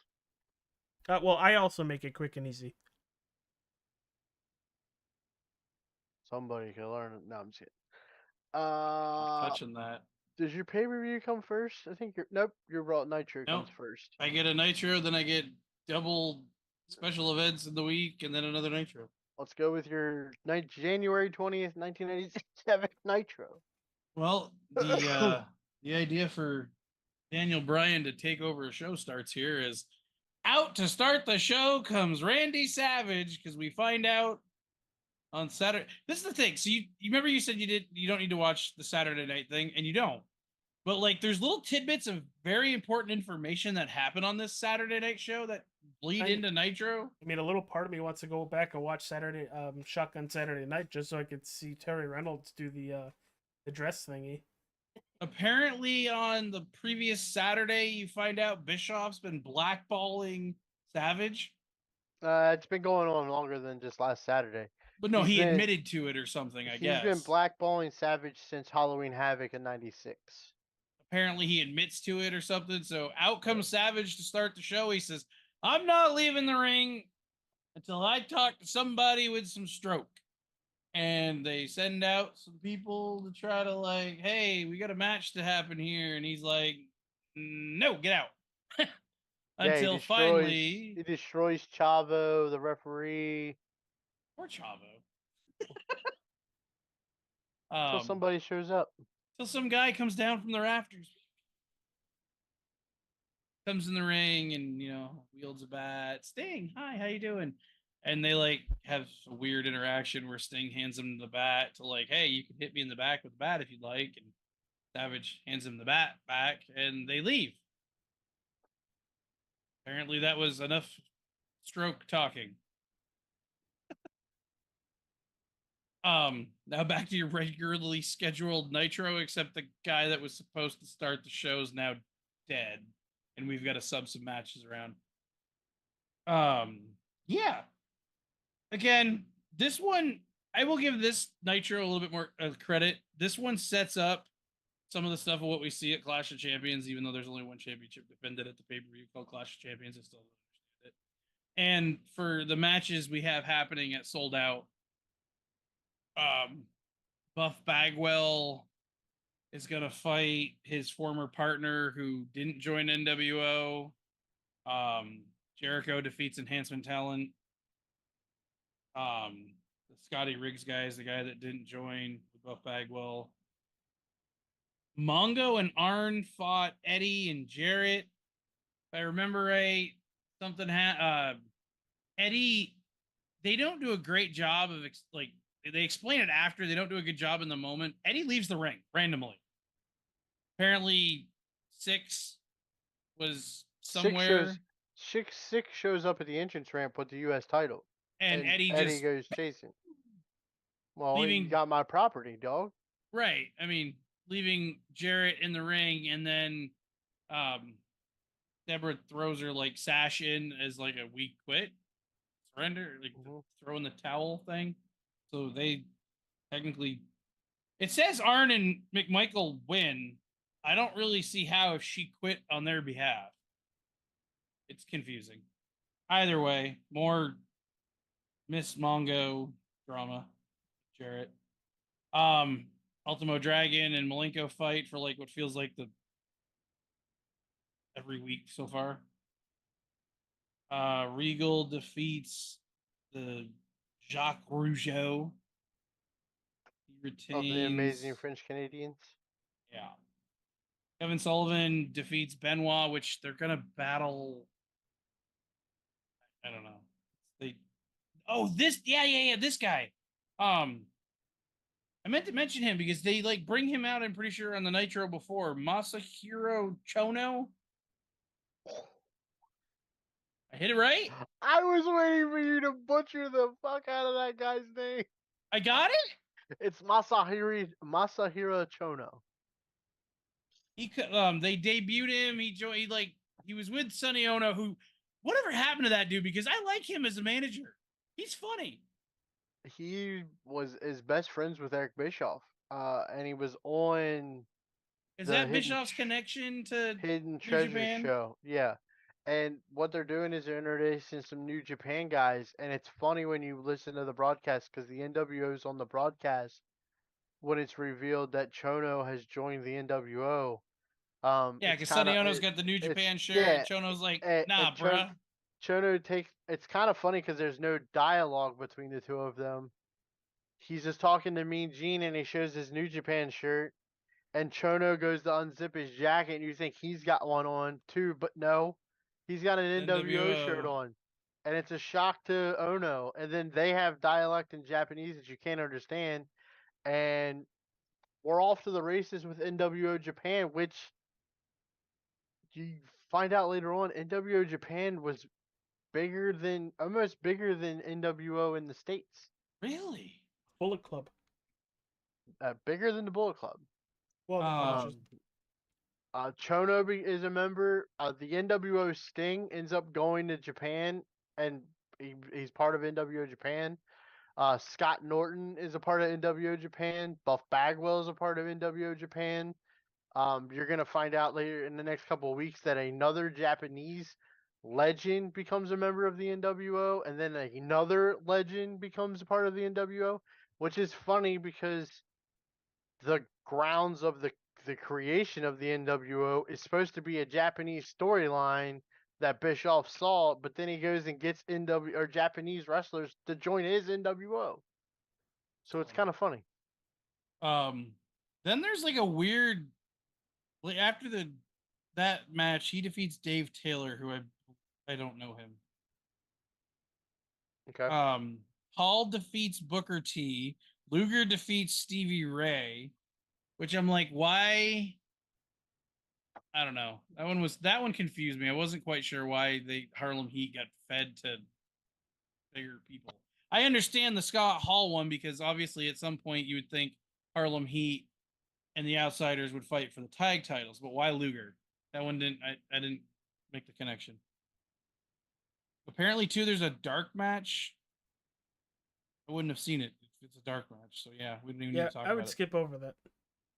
Yeah, it doesn't matter. I mean, like I said, if it's a dark match, I didn't see it. So, just But again, more Horseman nonsense.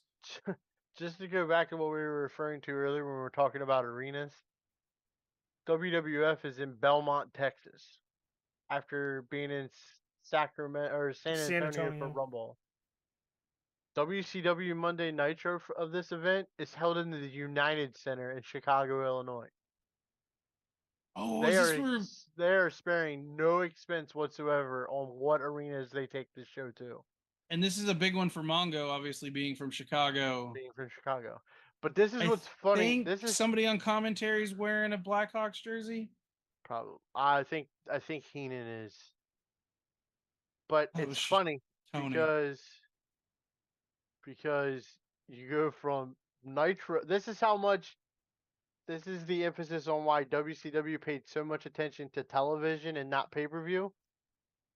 WWF, small venues for TV, big venue for pay-per-view. That's kind of why WCW runs out of money eventually. WCW, big venues for Nitro. And where do we take our first pay-per-view of the year? Oh my God, both of them. Cedar Rapids, Iowa for NWO Sold Out. Yeah, because Clash of Champions is a TV special, right? Not a PLE like we had. No, it's a TV special. Which, some belt is defended on the Clash of Champions. I feel like we should just mention it. The Cruiserweight title is defended. And he loses. Malenko wins. Becomes the new Cruiserweight champion. And then the rest of that card, I literally, like I said, I mean, I know, having done some little research now, this is the second to last Clash of Champions for WCW. I assume it was played out. Is that why they were just kind of like no actual championship matches on Clash of Champions? All right, let's quickly run through your results for your sold out pay-per-view because there's not a lot of story. It's just a lot of matches. Oh, you don't want to talk about Miss NWO Becky making out with Bischoff and ending up on a giant black toilet? No. Because that was a major letdown. I was like, oh, this is going to be fun. Miss NWO. And we get like grandmas and bus drivers and it's awkward. And Bischoff Six told you 2 weeks ago, no fat chicks. Anyhow, what's your first match for sold out? I do believe that is Jericho. Hold on, I gotta pull it. Jericho versus the Masahiro Chono dude. Remember it? Yep. Oh, weird thing too. I loved this was Bischoff and DiBiase do the commentary for the whole night. They're supposed to be their referee that they have Nick Patrick. is doing all the reffing. They forgot all the WCW wrestlers ring music.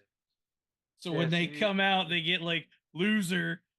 Yeah, and they get stuff. interesting voiceovers for their ring entrance. Dog face. It was this, like I said, by the end of the month, Bischoff is kind of growing on me, and some of it's this pay-per-view. He takes this attitude, like, and I guess this was the idea with the NWO, that they were trying to build a company within a company of like, hey, we're not the bad guys. We're actually the good guys. We're trying to make the wrestling better. We're trying to forward the sport by doing all this stuff. Whereas if you catch it, that message is very much lost in translation, because anytime we're on WCW, if they're not on commentary, it's like, what is it? The NW odor that NW, the new world odor. Odor that Zbyszko always calls them. It's like they're obviously just portrayed as this like negative entity, and it's like, you know, if you sit and you take the stance for a moment that you play on NWO as actually being the good guys for this, you're kind of like, huh, that actually might change how you think of everything at this point. But obviously they're not the good guys. They're just trying to make you think they are. Anyway, where the hell was I? I was looking up. Match 2, Big Bubba Rogers defeats Hugh Morris. Mexican death match. And neither one of them are Mexican. That's racist. Oh, what was the size? I know you said we were. What was the size of this arena? Because it felt small watching it.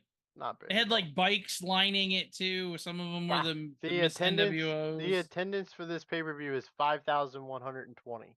Sounds about right for AEW. I mean, WCW. You gotta mention that he runs him over. Just to give you an idea, 5,000. What did I say? 5,120 people attended the sold-out pay-per-view. 60,477 attended the Royal Rumble the week before. Yeah. And the tagline for Sold Out is finally a pay-per-view worth watching. The world ain't big enough for the both of us. I was gonna ask you if you bought their shirt. Hall and Nash were talking for like the 3 weeks prior. No. And get the shirt. I had the original Outsider shirt and the original NWO shirt. That's the only two I ever had. I did find, and whenever they aired that ad, the network, I assume, puts like a label over this number is no longer in service. I thought that was hilarious. Legally has to do it. I can give you the WCW hotline number because I remember it. Is that what it was? No, but like Mean Gene had the hotline and it was 1-900-909-9900. Oh, that's the one you were supposed to call to get like the hotline. Yeah, I ran up a phone bill once for that. We won't get into that because it was a big bill. We get Jeff Jarrett. It was Hugh Morris. He gets ran over. Mexican. He gets ran over. Jeff Jarrett versus Mr. Wall Street, which obviously being an NWO pay-per-view, the NWO ref is working so much more in favor of the NWO guys. But Mongo gets sent down to the ring to help Jarrett not lose, to the point of hits Wall Street with the briefcase and then basically intimidates the ref into quit counting Jarrett the winner. So then you get Bagwell versus Scotty Riggs, which is a matchup of the American males. One of the greatest ring entrance musics ever in WCW history. If you've never heard it, go type in YouTube American Males theme and you'll hear it. I'll have to because I haven't. Then we get Scott Norton of the NWO defeats DDP via count out because Bagwell and a whole bunch of other NWO guys come out and they're like, hey, you know, you can still join the NWO even though you pretty much flipped us the bird once before. More like, and he's all like, I mean, there's like 7-8 of them in the ring. He's like, yeah, I'll join up, sure. Until again, he mauls everyone in Yeah. the ring and runs the So hell out of there. we're getting to our 3 big matches here, and I think the next match is the pivotal match of the night. The other two, yeah. But you get the Yeah. Steiner brothers versus the Outsiders for the World Tag Team Championships. It's a good match. I thought it was fun. Their ref guy gets like knocked out late in the match, and the WCW ref is apparently in attendance, comes in and counts Steiner Brothers are your new champions. Yeah. Which Bischoff is like, he can't do that. This isn't right. He's livid. He is not happy. And then The you get king is not happy. Guerrero versus Six for the U.S. title in a ladder match. The finish is a ladder match kind of finish. They're both up there. They both have the belt down and in their hands, and it's kind of like whoever gets down with the belt wins, and Eddie hits Six with it and drops it, and then goes down and picks it up and is the winner. And then the main event, of course, is Hollywood Brother versus the Giant for the WCW World title, and it ends in a no contest. It looks like Giant's gonna win, but the NWO pay-per-view and Hogan weren't walking out of there not the champion. Yeah. Typical NW. You're gonna find out that it's a typical NWO finish where everybody interferes until Hollywood is still the champ. Was it? No, I think it's Nitro. Guitar? Nitro? Here. Guitar? I don't remember. Either this one or Nitro. I think it's. No, here. I think there's a guitar. Somebody hits him with a guitar. That's what I think ends up befelling the Giant. He's taken out by a guitar. All right. Nitro, 27th of January. Obviously this is coming off of I did it. Damn it. All right, I'll give you the list. You tell me what your thoughts are. Steiner Brothers, it opens up that they fire Bischoff the WCW dude, the ref. Strip the tag titles from the Steiner Brothers because it's not a sanctioned pin. They give the belts back to the NWO to give them more heat. And then in the process, the Steiner Brothers go and destroy the Faces of Fear, Ming and the Barbarian. Giant defeats the Roadblock, which that is a giant roadblock of a man. And he the came Giant out is with a big like man too. Thing, sawhorse with a little light. Yeah. They don't make him like that anymore, but yeah, he comes out with that. Jarrett defeats Guerrero via disqualification for the United States Championship. Mongo hits Jarrett with the briefcase. Yeah. And it's kind of weird because his lady Mongo's like, yeah, we did it to help him win. And he's like, nah, fuck that guy. Yeah. Language. And then you get a squash match between Ultimo Dragon and a guy named Billy Pearl. I've never heard of Billy Pearl.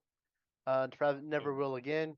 Lex Luger defeats another squash guy named Ron Powers. Never heard of him. Never heard of him again. Anderson and Michael defeat the Amazing French Canadians, which are TJ's relatives. No. No.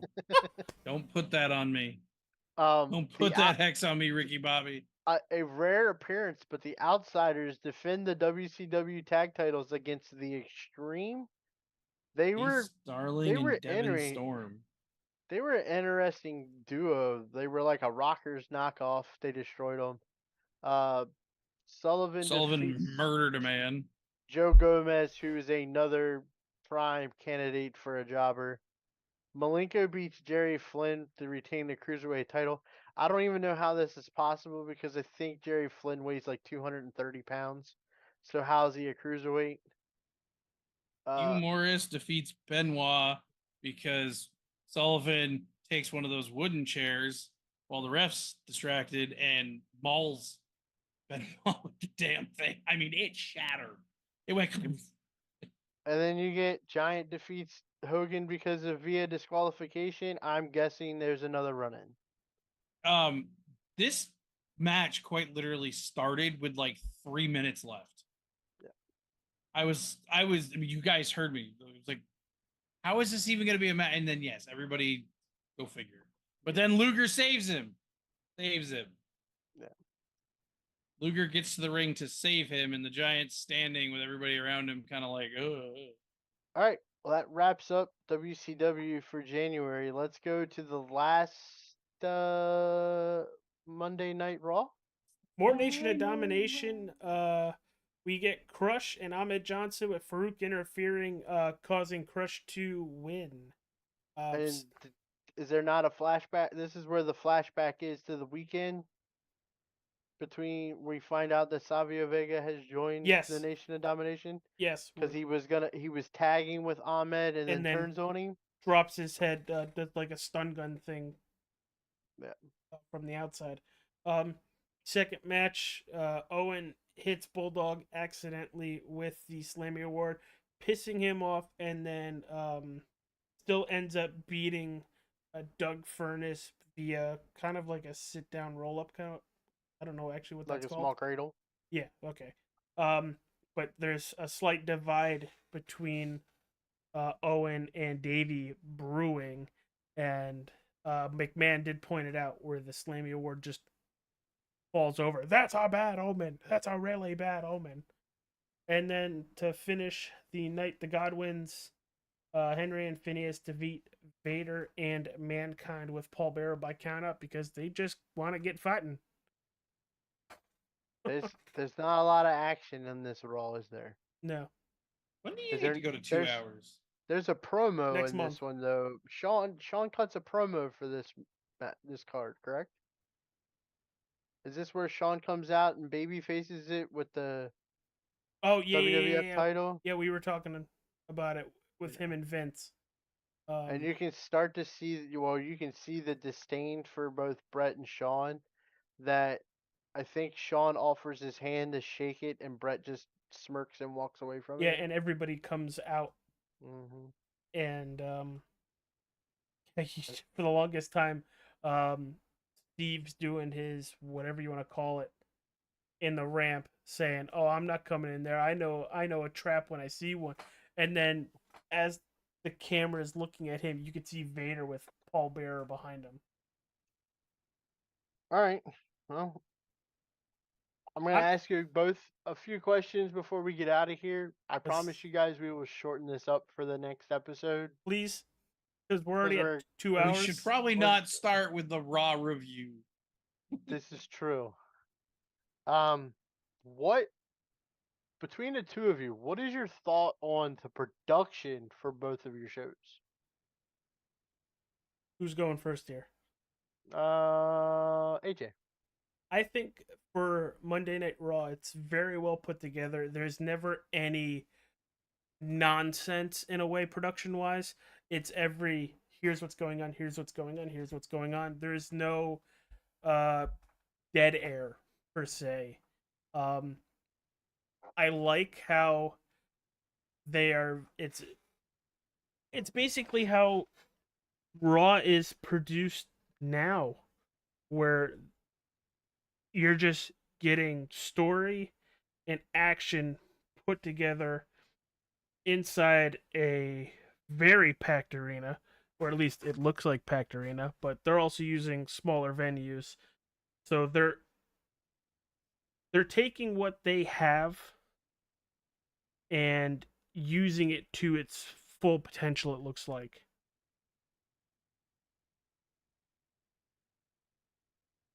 Hey, TJ, your thoughts on the production for Monday Nitro? Dude, it's crazy. We talked about it earlier with like Steiner's trying to cut a promo, and they're like, "And we gotta go to commercial," and random pyro events. How about the fact that their opening is the original opening and it has Hulk Hogan in yellow and red? This is why I left this up. I wanted this behind me tonight because you get the top of the show and it's over here. You get most of the rest of the show and it's here, Hogan. And it's like, guys, update it. This dude's not that dude anymore.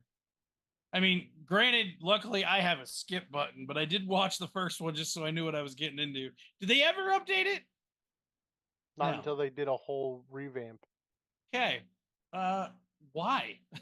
Um, 'cause And then W- it's 'cause also WCW. it's funny when like the NWO decides they want to be on commentary and the commentators are like, nope, we're out. Bye. See ya. We're done. We'll be back when they've had enough. Speaking of commentary, we're starting to get JR, and JR and King are starting it in their infancy, even though McMahon is there. And but you're just coming off of a Jim Ross heel. Jim Ross was a heel with Diesel and Razor.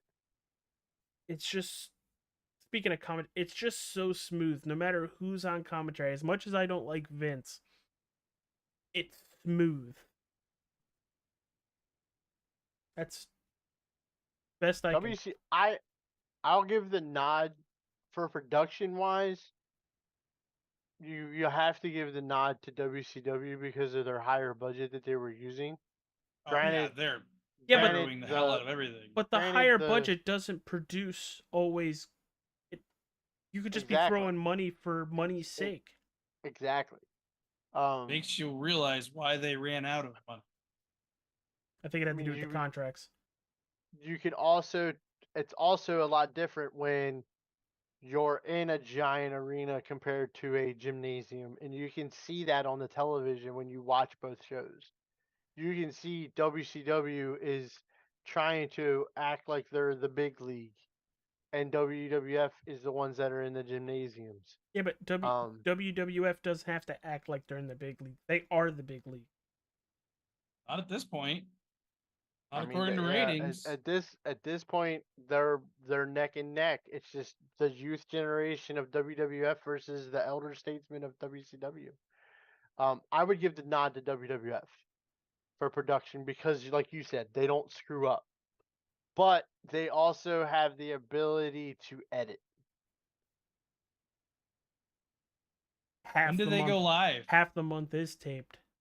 Yeah, so they have the ability to clean a lot of stuff up. Well, when do they go full live? They don't go full live for a while. But and WCW is live every week where there's gonna be mistakes, and I don't mind a mistake here and there, but some of them get a little drastic in their mistakes. Announce teams at this point, I'm giving it to WCW just because Heenan and Shivani and Tenay they're my favorite of the two. They click on all cylinders, the three of them. Whereas you just stated, Jim Ross and Lawler are in their infancies. They haven't got that connection yet here in the early part of 1997. Story matches, storyline wise, WWF is by far ahead of WCW. Because you know where they're going in WWF. WCW, you have no clue. Changes night to night, it feels like. You've got Eddie Guerrero as the United States champion, and you don't have a clue who's going to be facing him anytime soon. You've got Hogan as the world champion who has the giant breathing down his neck. But apparently he's going to fight Piper now. That was the other announcement on the Nitro. He's going to fight Piper again because Piper made him go to sleep. But yeah, Piper was like, I fought my last match last time we talked to him. Piper's not affiliated with WCW at this time, or at least that's what he's claiming. You've got Sting taking out whoever talks shit about him. He showed up on this Nitro too. And you have forgot to mention that him and Savage. You have Hall and Nash doing whatever they want to do, and the NWO keeps getting bigger and bigger.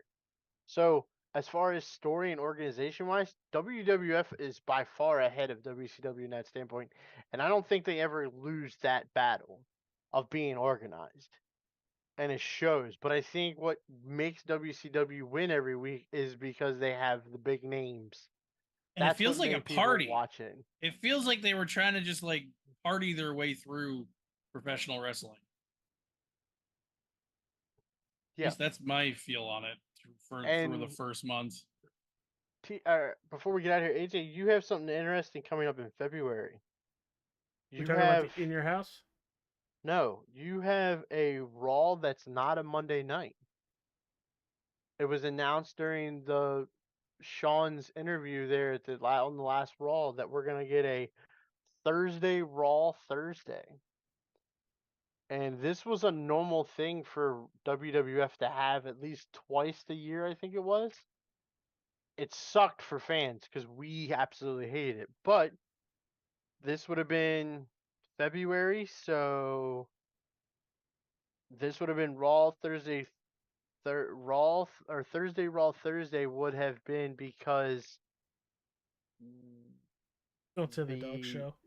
the dog show The was in West. February, and then later on in the year they do it again, but it's because the U.S. Open tennis tournament was going on, and USA had coverage of that, and Raw would either go to Thursday or it would go to Saturday. Say, I know it's not the Super Bowl that happened in January. Yeah, they were That- talking about that It- with Patriots and both- Packers. Mongo made mention of it. Both shows talked about the Super Bowl, so it's kind of funny how, like, you don't get it as much today unless McAfee talks about it on Raw, but they talk about pop culture a lot on the broadcast between both shows. They were talking about the Super Bowls, they were talking about the playoffs. Congratulations to Kevin Green and everybody at Carolina for getting to the NFC Championship game, and then when they lose to the Packers, Mongo blasts Kevin Green about it. Why? Because when Mongo turned and joined the Horsemen, it was on Kevin Green in a tag team match. Kevin Green could have retired from football and would have been a professional wrestler. He would have been Goldberg .01.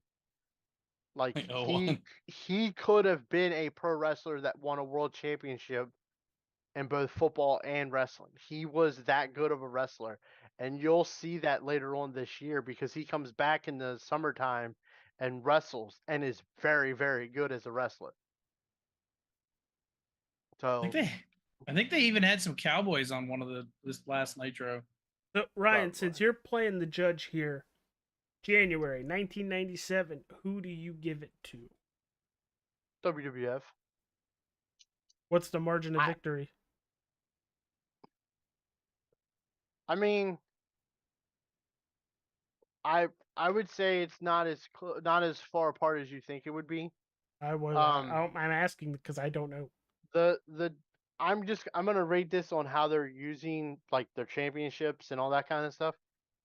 WCW uses the championships a lot more to promote certain championships. I mean, you haven't had a WWF tag team title match yet. You haven't had an Intercontinental title match yet.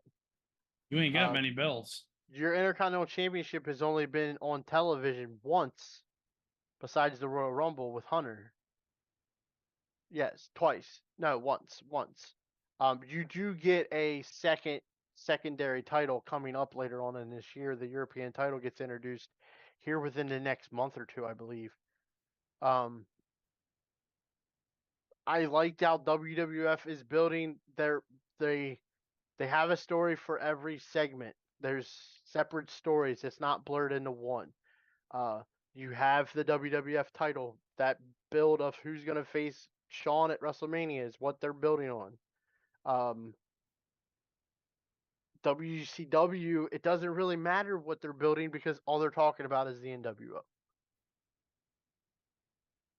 No, they have. It feels like they have a core of people that aren't NWO that like are their favorites, like Jericho, Malenko. Well, it's the cruiserweights. The cruiserweights is what makes up the bulk of that first hour of every show. You're gonna notice that it's either gonna be tag teams. It'll either be dug like Harlem in. Heat. It'll be dug in the Dungeon of Doom, and the cruiserweights will be your first hour of Nitro. Your second hour of Nitro, that's when you're gonna get Luger. You're gonna get Harlem Heat. You're gonna get Steiner Brothers. You're gonna get those guys on the second hour more than you will the first hour. And they all build to the main event. So the best part for me was I didn't have to flip the channel to get this review. Like I had to watch this originally when I watched this as a 9-year-old. I used to sit at my grandmother's kitchen table and watch both shows. I would have one. I'd be watching one, and the other one would be set on the previous channel. It'd be like back and forth, back and forth. So are we happy So with what we did tonight? Maybe next time we'll do it a little bit faster. yeah, I mean, it's our first try at this, a crack at this for us in general, but it's working. It's gonna work. I had a lot you of got fun doing it. You have Just 12 get a months. lot of matches. You have 12 months, and right now WWF's up 1-0. So Rubix, if you're still watching on Twitch, he kind of asked, dude, what the f is going on with WWE? Jordan Grace was on NXT and Ethan Page attacked Trick Williams. Spoiler, by the way.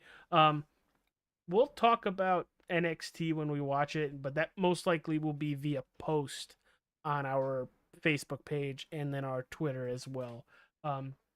Because we usually watch NXT after we do our normal stuff on Tuesdays and possibly even on Wednesdays. So check that out on our socials. Just search Wrestling with Nerds on Facebook if you got it, or the Nerds Doing Nerd Things podcast on Twitter.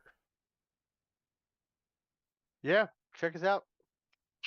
Yeah, also go buy our merch. I'm surprisingly not wearing one today, which was kind of weird. Caught you off guard. It's a Tuesday. Yeah, Tuesday. What's up, brother? Oh, Jesus. All right, everybody. Well, thank you for tuning in for our Monday Night Raw review and our first episode in the 1997 WCW vs. WWF series. We'll catch you later. Hit that like button, subscribe, follow, and subscribe if you haven't already. Yeah, peace out, everybody. Enjoy the rest of your week.